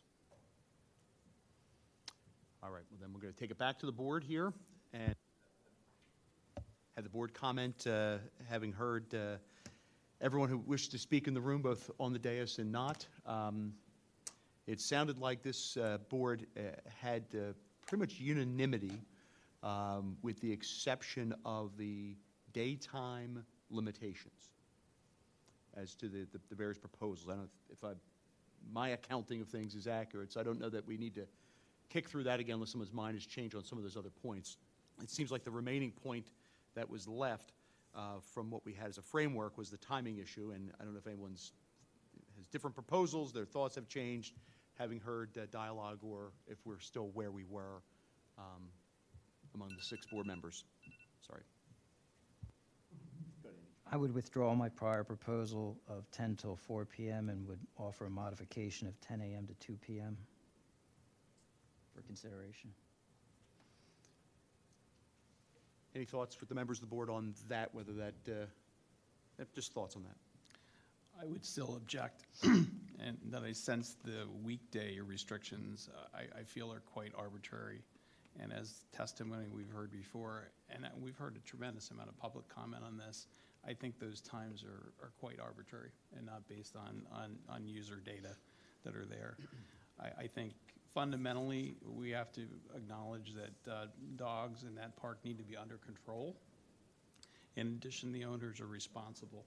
And to go to the commissioner's point about safety, it's our principal issue, and that's why this is raised.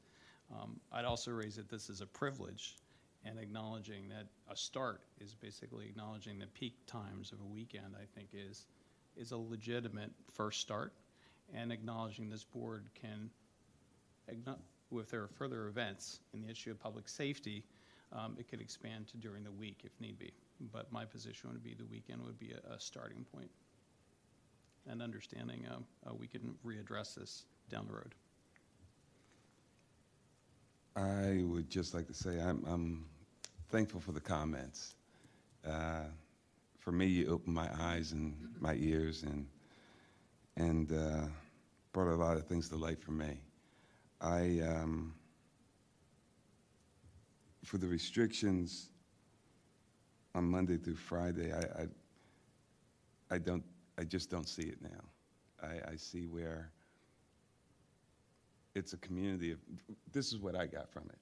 I see there's a community of people with dogs that, for the most part, they police themselves.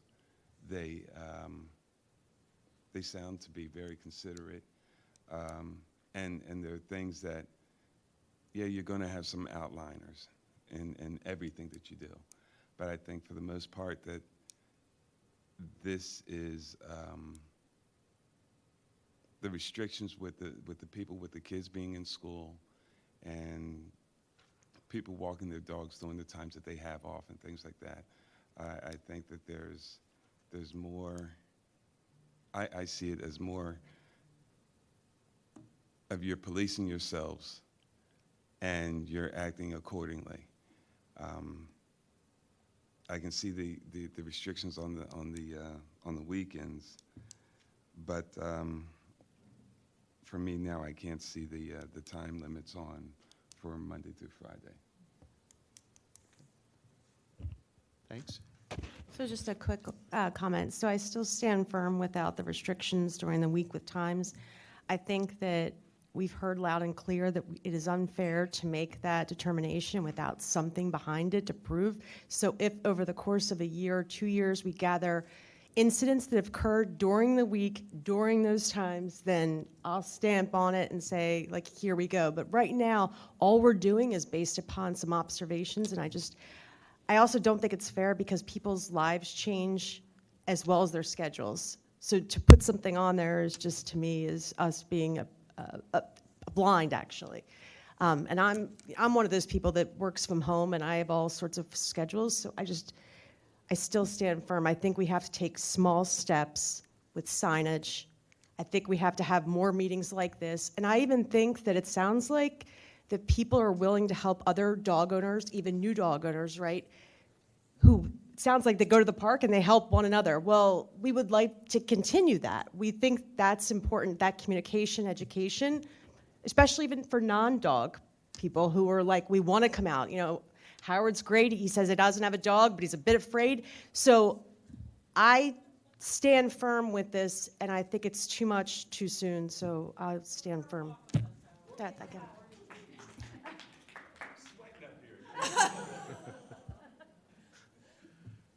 Anything, Mary, before I add a couple cents? Excuse me? I wanted to give you an opportunity, since I know you're in our box. I didn't want to exclude you from additional. You need not speak. No, I still find myself with Andy. I think if you have no restrictions at all, Monday through Friday, then you have totally eliminated for 5 consecutive days a constituency, an entire constituency too. I mean, let's flip it around. That there is no time Monday through Friday where a person who would be uncomfortable walking in Skunk Hollow when dogs are running 30 miles an hour unleashed can go to the park safely. And Skunk Hollow really is the only woodland park with a stream and ups and downs and hills and trees and wildflowers. The Willows grassy area is not the same experience.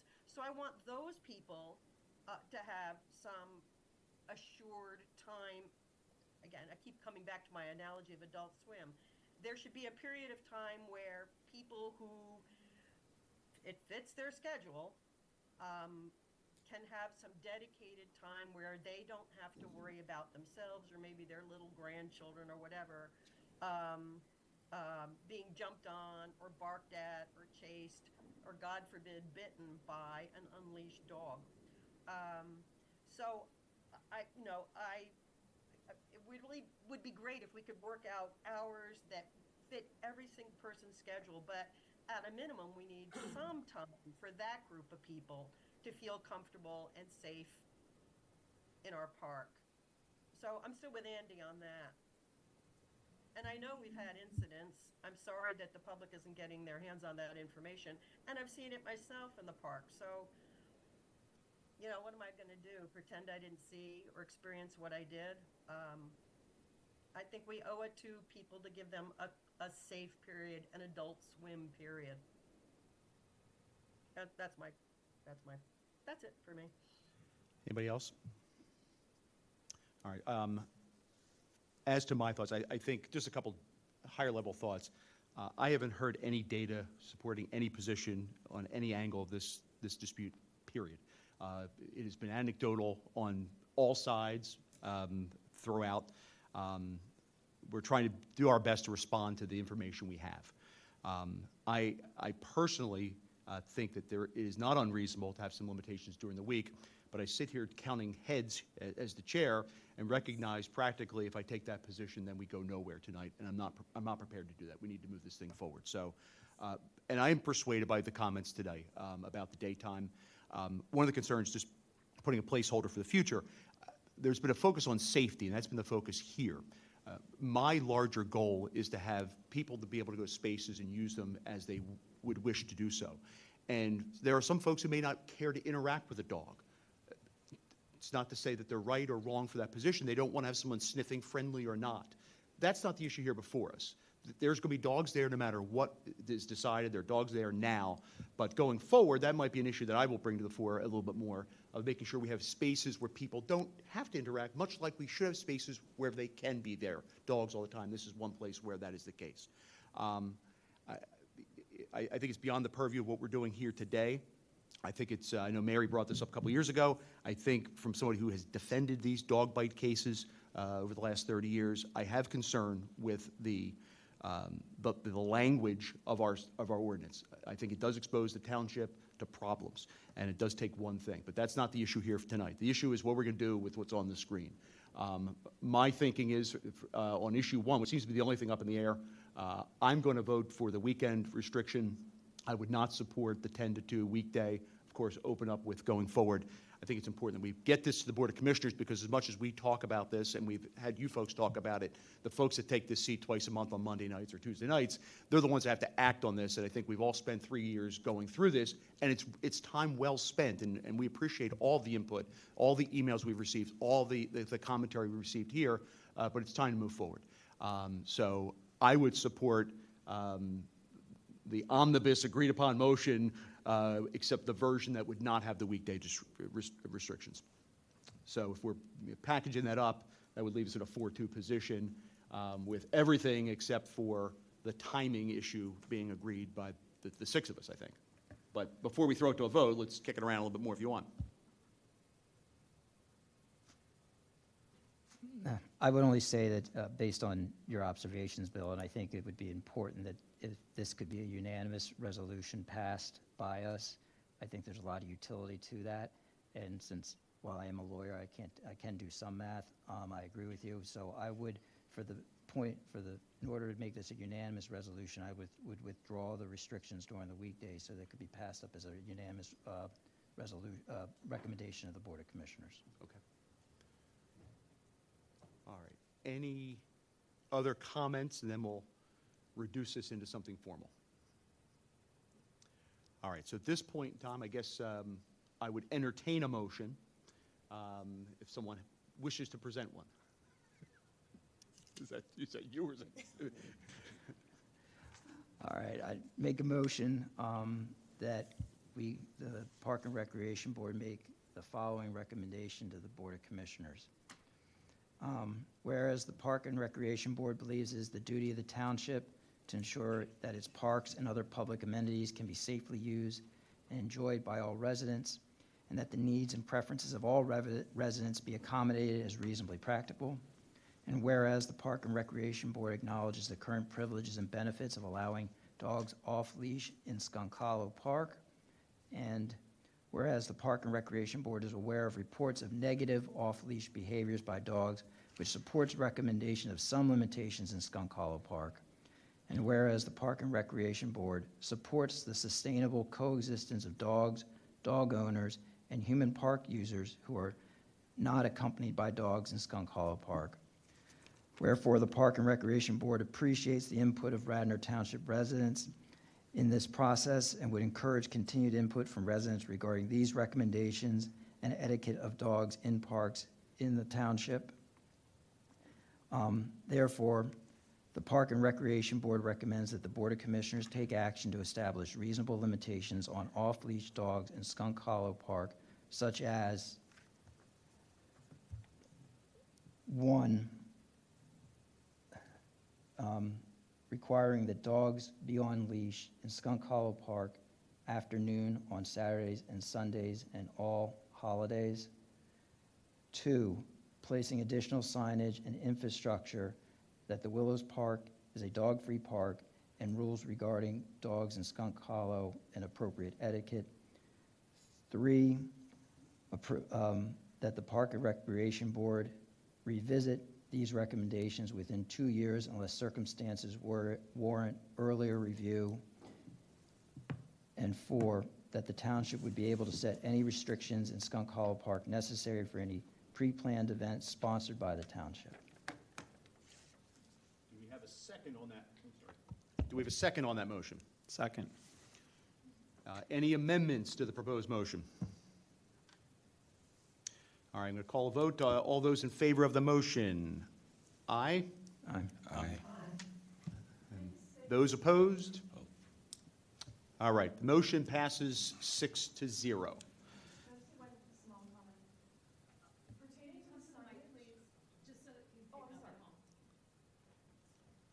Andy Mayock, 224 East Beach Street.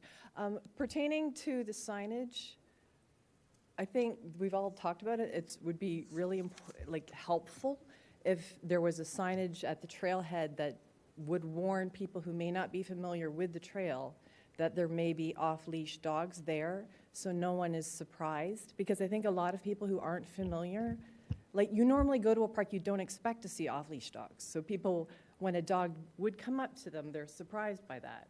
So if there could be a sign created that just said, warning, off-leash dogs in the area Monday through Friday or something like that, just so people have an idea. I didn't mean to complicate things, but I just thought it might be helpful. Thank you very much. Appreciate it. All right. How about reports? Does that sound good, Tammy? Sure. We have some good reports this time. Some fun reports, I should say.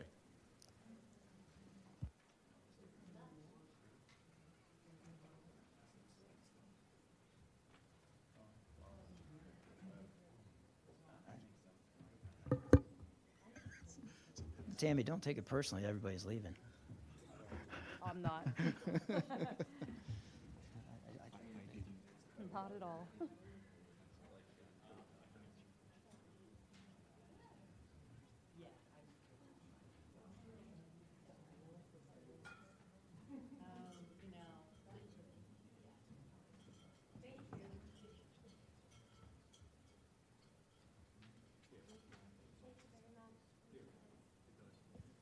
All right, sorry, Tammy, whenever you're ready.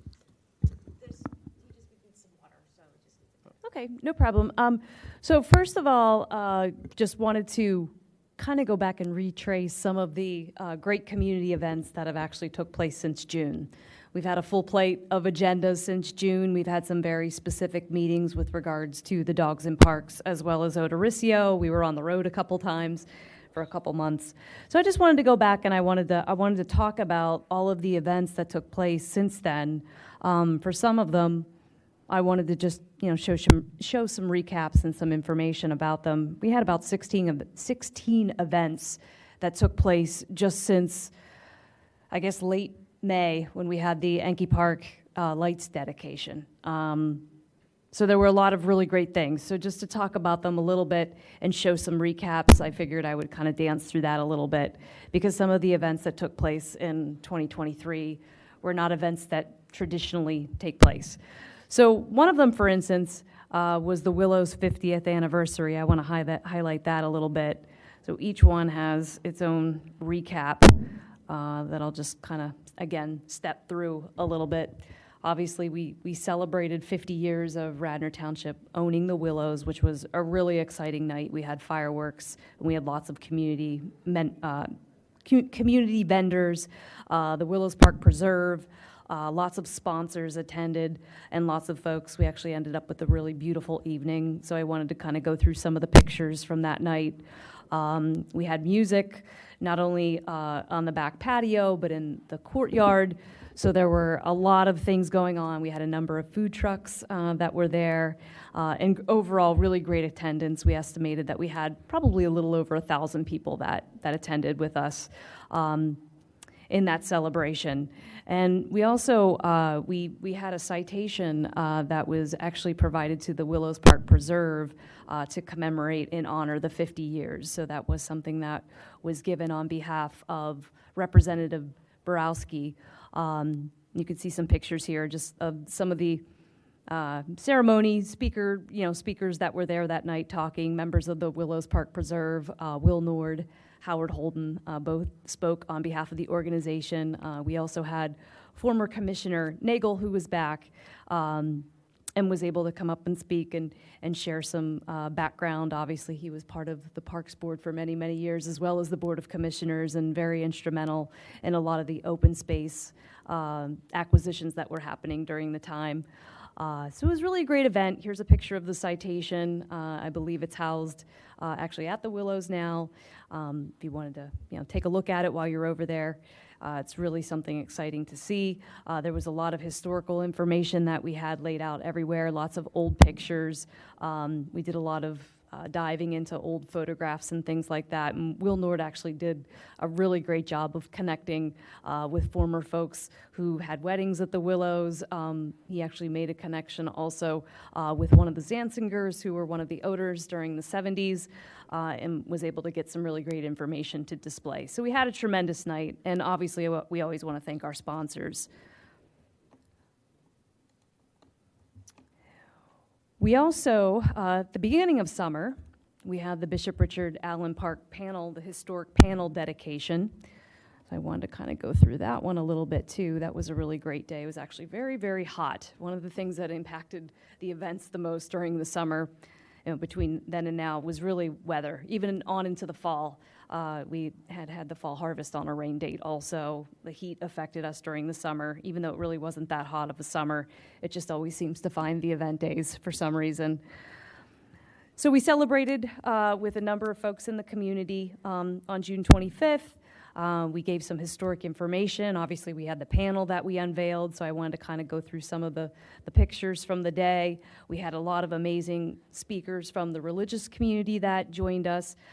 Reverend Carolyn Cavanis, who is from the Bethel African Methodist Episcopal Church of Ardmore, who leads the ceremony of the wreath laying every year in February for Bishop Richard Allen. She was there and was part of this magical day with us. She and her team of religious leaders actually helped us tremendously in putting together the historical panel. I think we had nothing short of about 12 iterations of that when we finally had it put together. As you could see, many of the commissioners joined us for the day. We even had one of the news stations cover the event, which was tremendous, really one of the best days I think I could say that I've had here as part of an event. It was really special. Lots of great people in the community, and we also had a recognition to Reverend Cavanis as well for all of her leadership, and of course all of the time that she takes to celebrate and honor Bishop Richard Allen. So another fantastic event. Again, some great pictures. At all of our event web pages for every single event, we actually have a summary from each one each year. And then for some of the events that only take place once, they each get their own dedicated page. And then we also put these, we call it a recap summary. We put them out there so people can look at them and enjoy them. We usually share links out on social media after the events as well. And I know Mary was in attendance at this great event. Bless you if you sneezed. And it was great to have so many people there that day. We also, we had the third annual Odoriccio Music and Movie Night. This one's a short recap. It was actually rescheduled 3 times for various reasons, weather. We had a conflict with some of the band members, but it's another great event. Was in its 3rd year this summer, and folks love the music. They love having the movie night. it's just a really special event at Odorosio Park. And as you know, a great park that we're talking about making improvements to currently, but a park that has become a staple for this summer celebration. So we want to thank everybody for their participation in that, and we're going to look forward to having it again in 2024. Another big event that we had was Halloween at Hartford Park. Should have waited. I should have actually addressed this at the beginning of the meeting. There's actually a really great video to go along with this too, but I don't think I have access to my email on here to get it. I'm not sure if it's posted yet, but I'll share it with the board on a separate occasion. But we had our very first event at Hartford Park for dogs, and it was a costume Halloween parade, and dress-up event. And we had over 50 dog owners and participants that joined us, and a lot of sponsors. We had Metropolitan Veterinarian. We also had Braxton's, and then, of course, we had Officer Richard Braxton, who attended with his canine. He's the leader of the canine. He's the police officer leader of the canine Axle here with the Radnor Township Police Department. There's a picture of him down here. We had an agility course that we set up with a company called Perfect Pooch that did some dog training actually for us years ago. We had them come back and they set up the agility course. So we had time slots where owners and their dogs could sign up and run through the agility course. There were tunnels and little hurdles and things like that. A really fun event, lots of great prizes. We had folks from each of the different organizations serve as judges, and then we had really great gift baskets that we gave to everyone, or we gave to the winners anyways. We had 4 categories. We had for 3 different sizes of dogs, as well as a best in show. So you could see some of that there. And the dogs were very well behaved. We didn't have any issues. It was a positive experience for everybody, and it was the first time we ever had an event at Hartford Park. Another great event that we had over the summer, I'm backing up. I'm zigzagging because of all my files, but to go back to August. Oh, what's wrong with that? I think Howard thinks there's a picture in here of him somewhere. There might be. Anyway, so we had our 5th annual Unity in Our Community Block Party event. This is an event that the Parks and Recreation Department got to become involved in more heavily in the last 2 years. It was an event that had been ongoing for 3 years prior to us getting involved. And as you can see, a great partnership with so many organizations. We had a really hot day, but it was extremely well attended. I believe we estimated we had over 500 folks in attendance. I understand that the attendance has risen exponentially over the last 5 years, which is great. We had the Philadelphia 76ers, the drumming team that was there, the drum line, and they were absolutely amazing. Again, like one of those things for me, like top 5 experiences in my tenure working here. That's how amazing the drum line was. So here's some pictures from the event. We had lots of participation. We honored our committee that's involved in the planning. We had various folks that came out with music. Reverend Dr. Manuel Howard, who I know is one of the folks that was part of the original event and getting it started 5 years ago. His wife, extremely talented musician, Ernest White and the Ernest White Band. He played. Just overall great local musicians taking part in the event. We had a DJ, we did a book bag collection, we had a basketball inflatable toss, and the high school cheerleaders came out and they did a routine and dancing. Lots of great community atmosphere and organizations coming together, Radnor Fire Company, Radnor Police Department. Amazing day. And of course, Officer Jen Coco sat in the dunk tank, as you can see there. She was dunked quite a bit. I think maybe that's the picture that Howard was looking for. We have him, he got up and shared some words. And again, a lot of great sponsors that obviously make these events possible. So just a few of the other things that took place. Obviously, the fall harvest I mentioned actually took place on its rain date. We had about 3,000 people that were in attendance. Backing up to June, we did have our 9th annual Great American Backyard Campout, an event that we're thrilled that continues to live on as a tradition. A lot of folks participated in it this year. We had nearly 200 in attendance. We're also in October doing an annual campfire and sing-along event with the Girl Scouts. That was in its 4th year this year. We had our 3rd annual Willows Spooktacular Trail Hunt and Scavenger Hunt event that took place on the Willows Trails. We had 3 pickleball tournaments that took place since March, each one being sold out, 2 happening at Radnor Activity Center, and one of them that actually took place at Warren Philippone Park.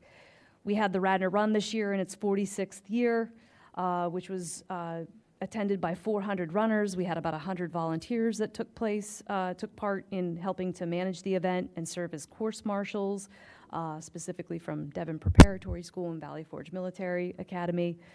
We had our first Royal Tea Party and Dance Party at Villanova in November. It was an amazing event. We had 70 participants in attendance. And then, of course, we were rounding off the year with our big event with Santa's Delivery, amazingly in its 11th year. I know that Mr. Remfrey here served as one of our elves helping Santa. Former Parks Board member Bill Quinn served as a Santa out there on the Route 5 motorcade. Ironically, we had a special delivery request that was made this year of 2 golden retriever puppies. So that was quite an undertaking to coordinate all of the logistics, but it went seamless, and those families were just thrilled that we were able to deliver those 2 new puppies. So once again, showing our puppy and dog friendliness here in Radnor Township. So that was great. And then, of course, Claire served on one of our other motorcades, so there are 5 that actually go throughout the township on Santa's Delivery Night. Only certain ones of us were lucky enough to be on the one with the puppies. That was staged, of course. And all of the rest of our motorcades were very successful that night. And we understand everybody was happy and had a really great time, despite the rain that was falling, of course, the day of the event. And then just lastly, we had opened up registration for our 13th annual Sweetheart Dance on Tuesday, and it sold out in 2 hours with about 275 people. So last year, I know, right?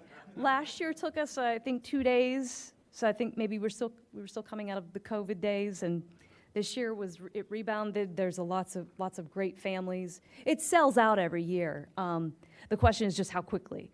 So we're looking forward to a great lineup of exciting community events in 2024. We're working on putting that all together currently. And not to overshadow all of the great programming, of course, that's happening. So you all have a copy of my report.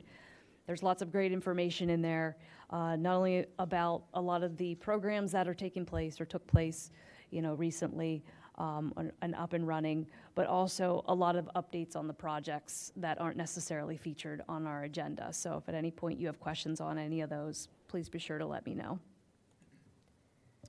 Thank you very much, Tammy, and thank you, obviously, to you and everyone associated with all these programs make this place a special place to live. And being behind the curtain, so to speak, on the Santa's Delivery, the logistical effort that goes into making that thing run so smoothly for the people who show up on the day of, like me, is incredible. Absolutely incredible. Do you know what the numbers were this year, Tammy? I apologize, I should have given those. I'm a little tired. No, that's fine. So there's 743 households this year with 1,788 gifts. Also, to brag and boast a little bit, we also collected as part of that, which is part of a campaign with Santa's Delivery, is to collect toys and food pantry items for the community. So we collected 377 toys, the majority of which are actually going to the Radnor Township Civic Association to be given out locally here on Saturday as part of a Breakfast with Santa event that's going to be happening. And then we also collected 230 pantry items for Wayne Cares that have been distributed throughout Radnor Township and will be distributed throughout the holidays. So, and that particular event is definitely a logistical puzzle, and it's a whole lot of fun. I will say it's the one event out of all of those events and the rest that took place in the beginning of the year that residents seem to appreciate and love the most. We get the most amount of feedback. We get the most amount of interest and participation. People are just thrilled about that event. It does take a lot of resources to deploy it with the 5 motorcades of 6, 7 vehicles, including the fire companies that participate with us. This year we had Penn Wynn and Oakmont join us for the first time with engines, and they had a great time and were a big part of the event. And then, of course, all of the members of our Radnor Police Department, as well as our Public Works Department. And then, of course, my staff works so hard. We start taking gifts in October, where folks are, it's a constant, traffic here of information and people coming in to drop off their gifts.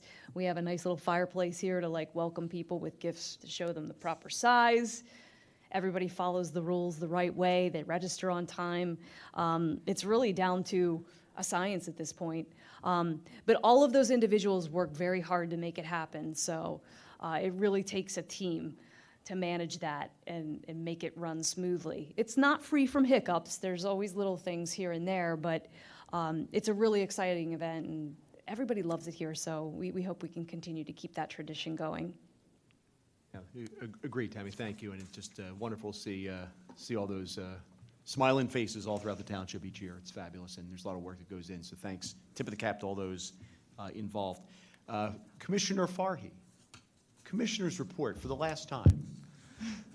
No, I don't have anything. I mean, I can talk about dogs at the Skunk Hollow. No, no, just again, I said it all when I got up there. Thank you guys for your service, Tammy and everybody. It really was an honor to have served you, and I hope that I served you well. So thank you. You certainly did. Thank you, Commissioner. Tammy, just bullet points on the old business. I know since we didn't have a traditional full meeting in November, just a couple sentences maybe on Fenimore, Odoricio, and anything else that you want to update us on? Sure. Fenimore is still moving. I don't want anyone to think that we're sitting on that one for a minute. There's been a lot of discussion and engagement to get the second opinion and go through the process to get the second opinion on the stable. I'm pleased to say at our previous Board of Commissioners meeting in November, I think it was November 27th, we approved a resolution of a proposal with a firm by the name of Seiler Drury to conduct that second review.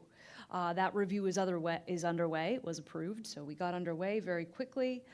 They had done some previous reviews to get to the proposal point, to the point where they could do the proposal. We had several iterations of it to get it kind of where we needed it to be. So they're starting to dig into that right now, and we're going to see some information on that coming in the new year. Great. And I suppose on Odoricio, we're still in the discussion and large 30,000-foot view of potentiality, and eventually get that into some type of a maybe schematic proof, or not design necessarily, but just give us a working product to work with, I guess. Yes, I felt like the last meeting, which was held at the RTCA, was very successful. We had a lot of input. We had an input session where the members who were in attendance, I think we had like 15, maybe upwards of 20 people who were in attendance, provide us with a lot of great input. There were individual roundtable sessions that were going on where folks provided a lot of drawings on maps and ideas and thoughts, and moved some pieces around of amenities where they'd like to see things. I thought it was a really good exercise. I had taken some time to go back and review all of that, and I feel good. I feel like I'm in a good spot to now really engage a design firm, which I had already had some meetings with some potential design firms, but now to really start to put a concept on paper, just a draft.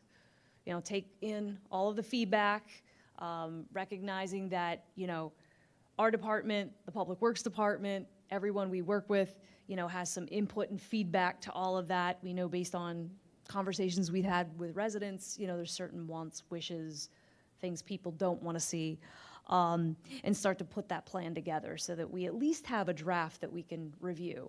One of the things we did discuss, though, was taking any thought of development, be it trails or a mountain bike area, with regards to the woods, the wooded area within the park, and kind of run that concurrently as an ongoing discussion.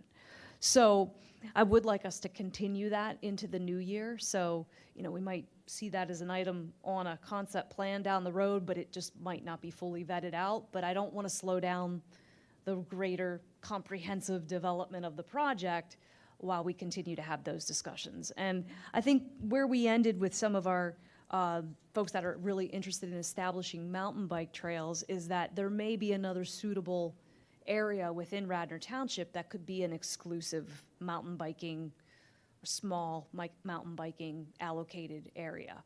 So I know those individuals are interested in those conversations as well. So there's a lot of moving pieces. And then there's also a lot of moving pieces with Little League, trying to understand exactly what they're looking to do long-term with regards to the baseball field at Odoriccio. I did have an opportunity to meet with them a couple weeks ago and talk about some of their goals and objectives, so that was helpful. So there are a lot of things moving along with regards to that project, and will definitely be an exciting one that'll be on our plates in 2024. That's great. Thank you very much. Tammy, I noticed I skipped over, Andy pointed out, on the new business, I'm not sure if this is an item you want to reach tonight or not, the Willows Skunk Hollow Trails emergency markers. We can table that if you wish. I didn't want to take it away from you. I was actually, I was hoping to actually take a look at that, if that's okay. Absolutely. Before we get there, I just wanted to quickly make mention to the next item after Odoriccio, which was with regards to the capital budget. I know we talk about this every month and how we do have a portion of the impact fund, the park impact fund, where money will be allocated towards the design of Odoriccio, which is being matched by a grant that we had received. So I do want to acknowledge that. The other thing that I do want to point out is that the commissioners did approve the township's 2024 budget, which will be void of a capital budget in 2024. So I think that's important for this board to know. Over the years, we've looked at a lot of robust and continuing to become more and more robust capital budgets with details per park, but that is unfunded at the current time for 2024. So when we're talking about funding for the parks, and we're talking about Fenimore, just to reiterate, that is part of the bond from 2016, just to make sure that that's clear. And any money that'll be put into Odoriccio at this point really is just coming from the Park Impact Fund.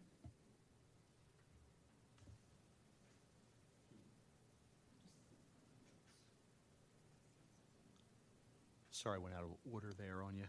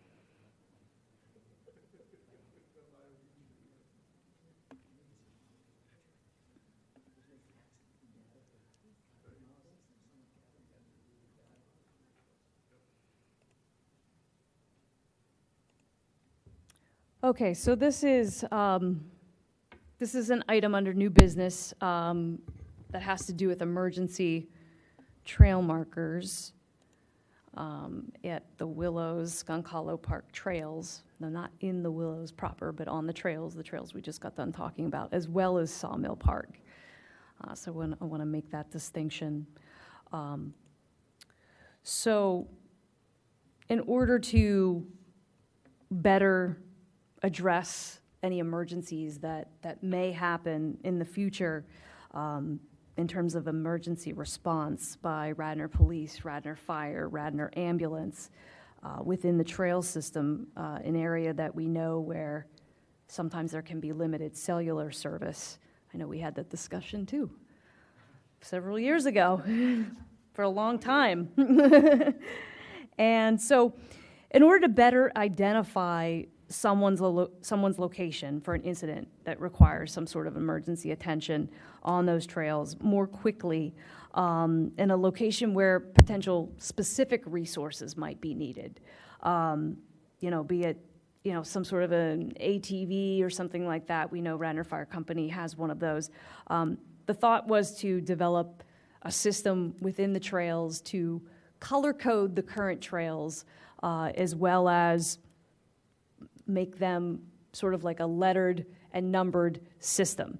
So this is a project that's been going on for about a year, and working with the emergency team within Radnor Police Department, as well as a couple of members of our community that are frequent users of the trails, as well as folks that were some of our former Scout leadership behind the development of the trails. Mr. Bob Nicholas, who I know you guys are familiar with, as well as Eric Jansen.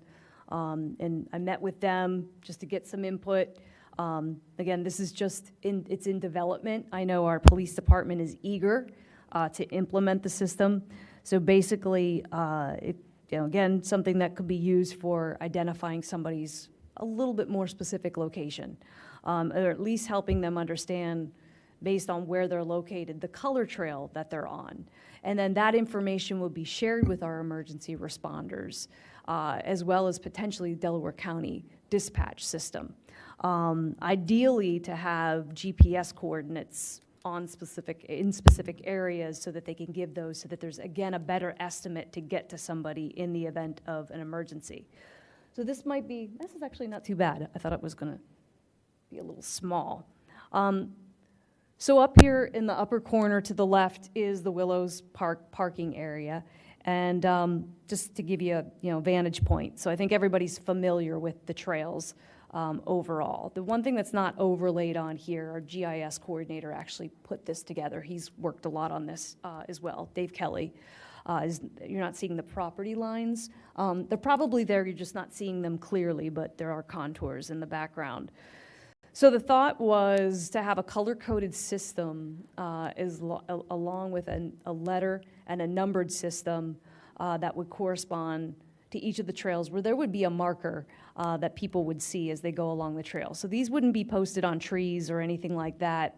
The thought is that they would be on a small, sort of like I think it's considered like a thermoplast material.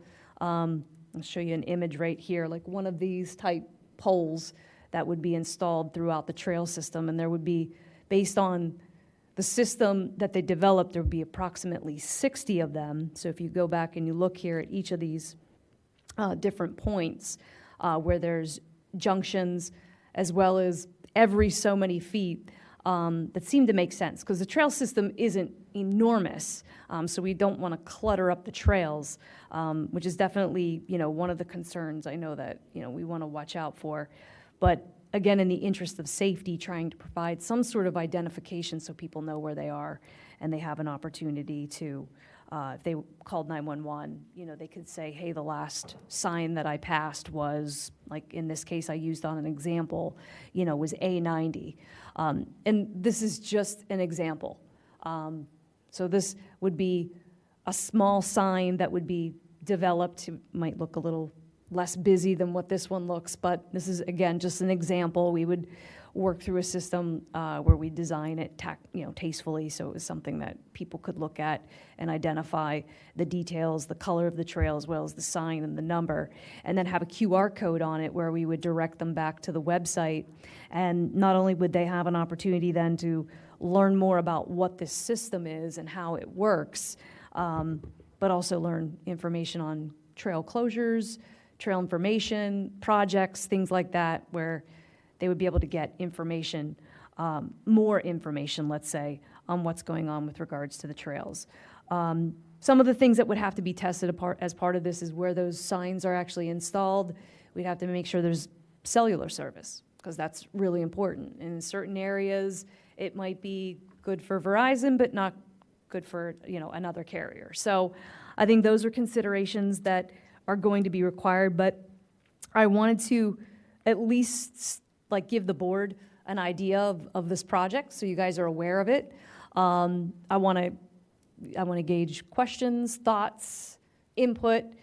Clark, I'm sure you have a lot, being an avid hiker there and overall, being involved in the trails a lot. I would definitely look to everyone for their input so we could move forward on this. This wouldn't necessarily be a project that would require approval or Board of Commissioner approval, but it is something that I know our Radnor Police Department is very eager to put in place so that they can have a safety situation and better identify, again, where people may be located if there is an incident that takes place. And these are common on trail systems. They're implemented in a variety of different ways. We want to keep it as simple as possible and not cluttered. I think that's really important. As far as our trail system is, it's, starting to become eroded in different areas. There's a lot of dynamics going on, and, we don't want to have, signage installed all over the place as well. And also don't want to confuse any issues with regards to the dogs and etiquette and all of that we're having as far as a concurrent conversation, that's happening relative to that park. So I'm open for questions. If you have them tonight, if you want to think about it, if you guys want to talk offline, I could do anything. I know it's late. Good idea. Good idea. The QR code actually goes to the South Devon Flood Reduction Project, just so you know. It's just a sample. My only concern with the example and the sign before, it just so it doesn't become so intrusive, we're making a I-95 of highway signs through a park. So it just, as long as it's visible, you know where they're at, but we don't make a highway out of the park. Tammy, has there been any more analysis? Is there any additional cell coverage at Willow Skunk Hollow since that issue was visited? Or, I don't know how that stuff works. I am not aware. I would have to talk with our emergency communications to see if there had been any upgrades. I know that we had a discussion about cell towers, and I believe that there was a void put on that in terms of parks, and placing those in any park locations. But whether or not there have been tower upgrades in the region that have helped, I'm not sure, but I could get more information on that. What's really important is that wherever these would be located, the majority of cell users would be able to actually use them. Right. just based on that discussion several years ago, how many areas there are that they could be and still be used, I think is of optimal concern, because obviously one of these signs is no good if someone can't get service there to alert the authorities of their emergency. So I was just curious more than anything else, but I think it's I second the point. That's a very good idea. So is this an initiative that initiated with, it's late, repetitive words. Is this something initiated from the police department? Yes. Okay. And I think the two big things that we've hit on a number of times here, and at the risk of dragging Andy and I back into some pretty heated meetings and frustration on this board, those signs are relatively useless unless there's sufficient communication for someone to actually be able to contact dispatch and whatnot. And obviously, I think Clark's point is the other one that's well taken is, I was going to interject it earlier, but I figured we spoke enough about the dog issue earlier. I didn't want to go off track for where our purpose was tonight, but we don't want these scenic places cluttered, and just once you give too many signs, you can't. I deal with this in my day job. Too many signs is just as bad as no signs. So we want to make sure that that's a consideration. Absolutely. I definitely think that's something we want to look at more carefully before we would implement it.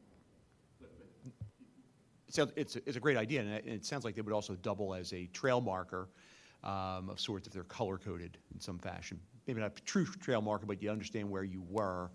And maybe that's something, if we want to change some paths eventually to keep people off those eroded areas, you could guide people with those signs in some way. I don't know. Sounds like a great idea, though. Obviously, anything that's going to help folks when they're in need be found in those spaces, it's a good thing. Agree. All right, any more comments or questions on this topic for Tammy? All right, Tammy, did you have anything else on that topic? I did not know. And I can provide updates on how that's going along as we go into the new year. Again, a project we'll be continuing to discuss. Great. Any other new or old business members of the board wish to address? All right. I just have one please. question for future meeting, not long discussion tonight. Just an update about the Radnor Trail extension at some point. I realize it's been a year since we've heard anything in the media about it. It doesn't have to be tonight, but just if there is any information to put out there. You were reading my mind when I was putting my report together, I take it. There's a presentation that was made at the Board of Commissioners. I'm not sure if you saw that presentation. It is posted out there online. That's the last update that was made publicly, just to clarify. And since then, they've been continuing to evaluate the contamination. So I will get an update. I understand that the costs are very high to where that project is going.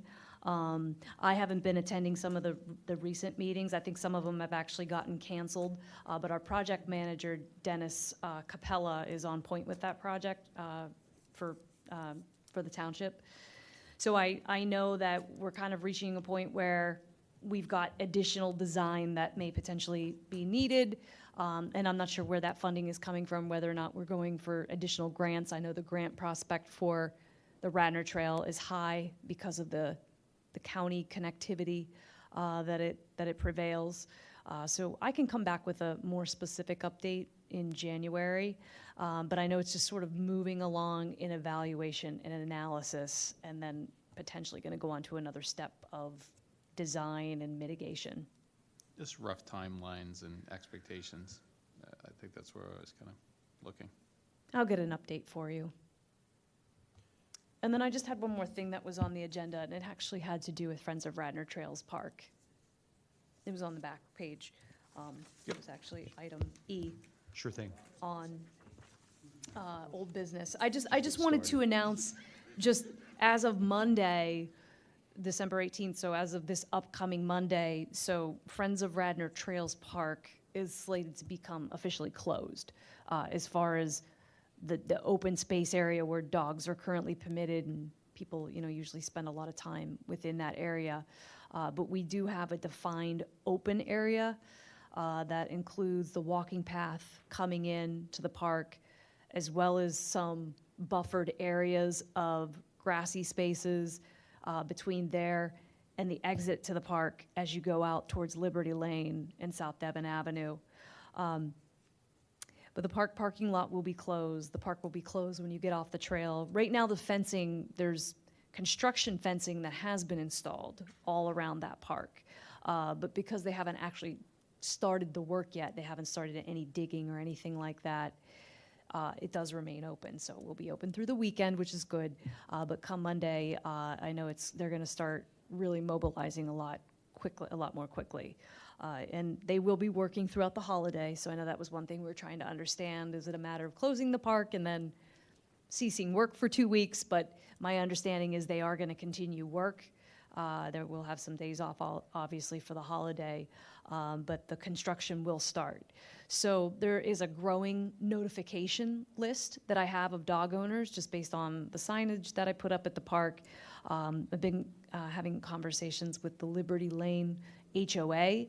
I actually met with them this week. I know they have some concerns with dogs in such a truncated portion of the park. So, we're going to continue to evaluate that. We want to make sure that there's no disruption to neighbors. We don't create problems with regards to dogs being in a small space. So we will have a little bit of a modified, I'll call it etiquette plan. We'll be asking dog owners to kind of modify a lot of their, fetching activities when there's a lot of dogs in the park. exercising a little bit more prudence and judgment with regards to dogs off leash and dogs with regards to people just in general cutting through the park like they do. Many, many people traverse that park just to get from point A to point Z, or point A to point B, through the park to South Devon and going through to West Wayne Avenue. I was surprised how frequently it is used as a cut through, having spent a lot of time over there recently. So we're going to continue the conversation. I know initially we were looking at closing that park altogether. We did have a group of residents, dog owners, that they filed a petition, sent a petition, wanted to keep it open.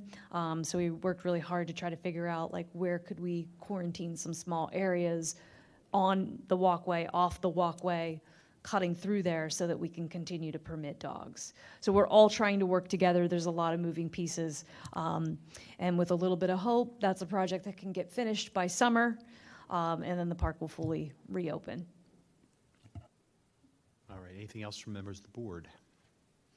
All right, two housekeeping things, then I'll offer public participation, then we can move on. Number one, I'm looking at the steward program is on the old business. Obviously, with the changing membership on the board, we're going to have to probably look at that in the new year just to get that lined up. And secondly, related to that, since our chair and vice chair are leaving us, and even if they weren't, we would have to have a meeting before the next meeting in January to select a chair and a vice chair. So think about who wants to take on that responsibility, both those roles for the new year. Public participation. And thank you for your patience in waiting.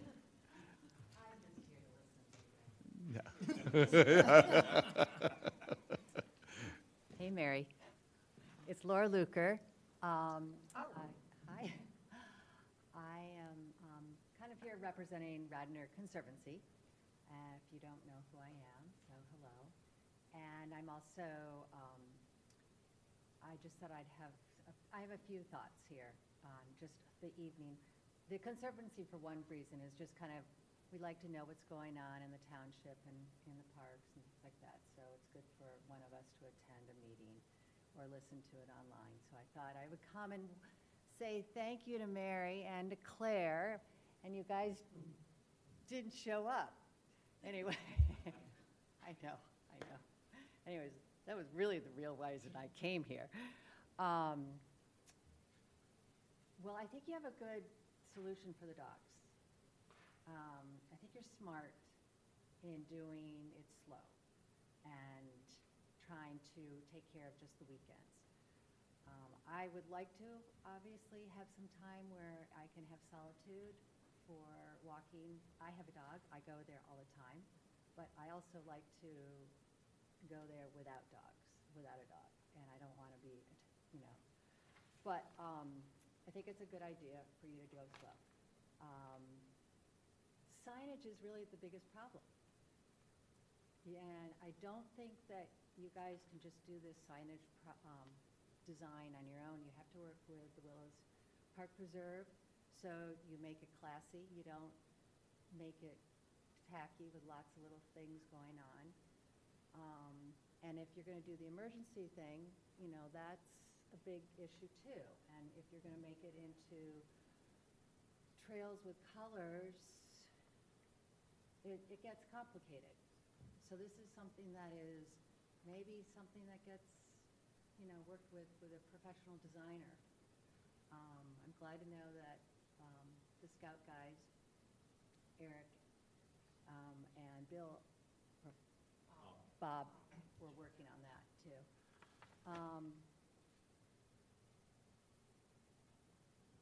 I wanted to also know, when you do make your president, vice president, make sure you get somebody on Shade Tree, please. And I know, I just heard that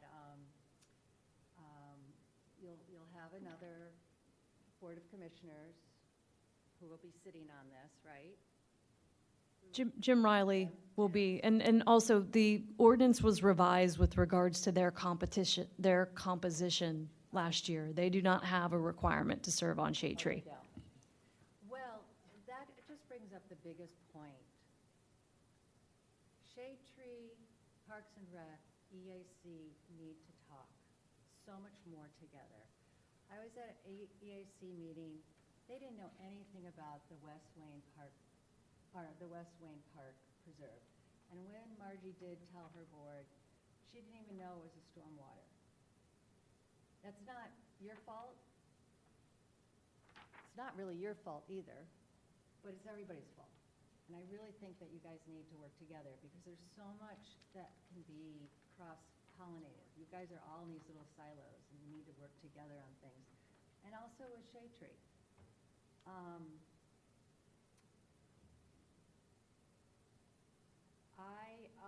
I was confused about the 2024 budget. You said it was unfunded? The capital budget remains unfunded for 2024. Okay. We've operated that way for many years. Since I've come into this role, majority of years, maybe 1 year, other than the bond, the borrowing, Okay. which funded a lot of projects. I know, yeah. All right, well, love to see some oomph in that one. We need the funding. I know. All right, well, anyways, that's all I wanted to say for tonight, and,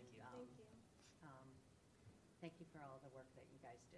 Really appreciate it. And Mary and Claire, thank you so much. You guys have always been great to work with, and I appreciate all that you've done. Absolutely. Yeah, all right. Thank you very much. Thanks for your input, and thanks for waiting.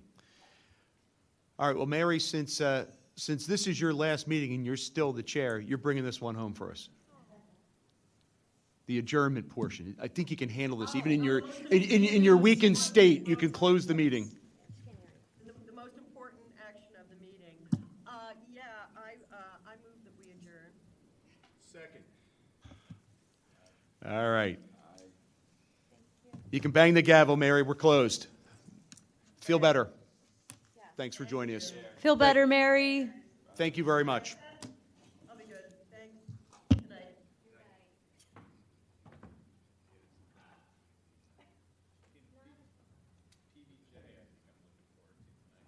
PB&J. I like a good PB&J.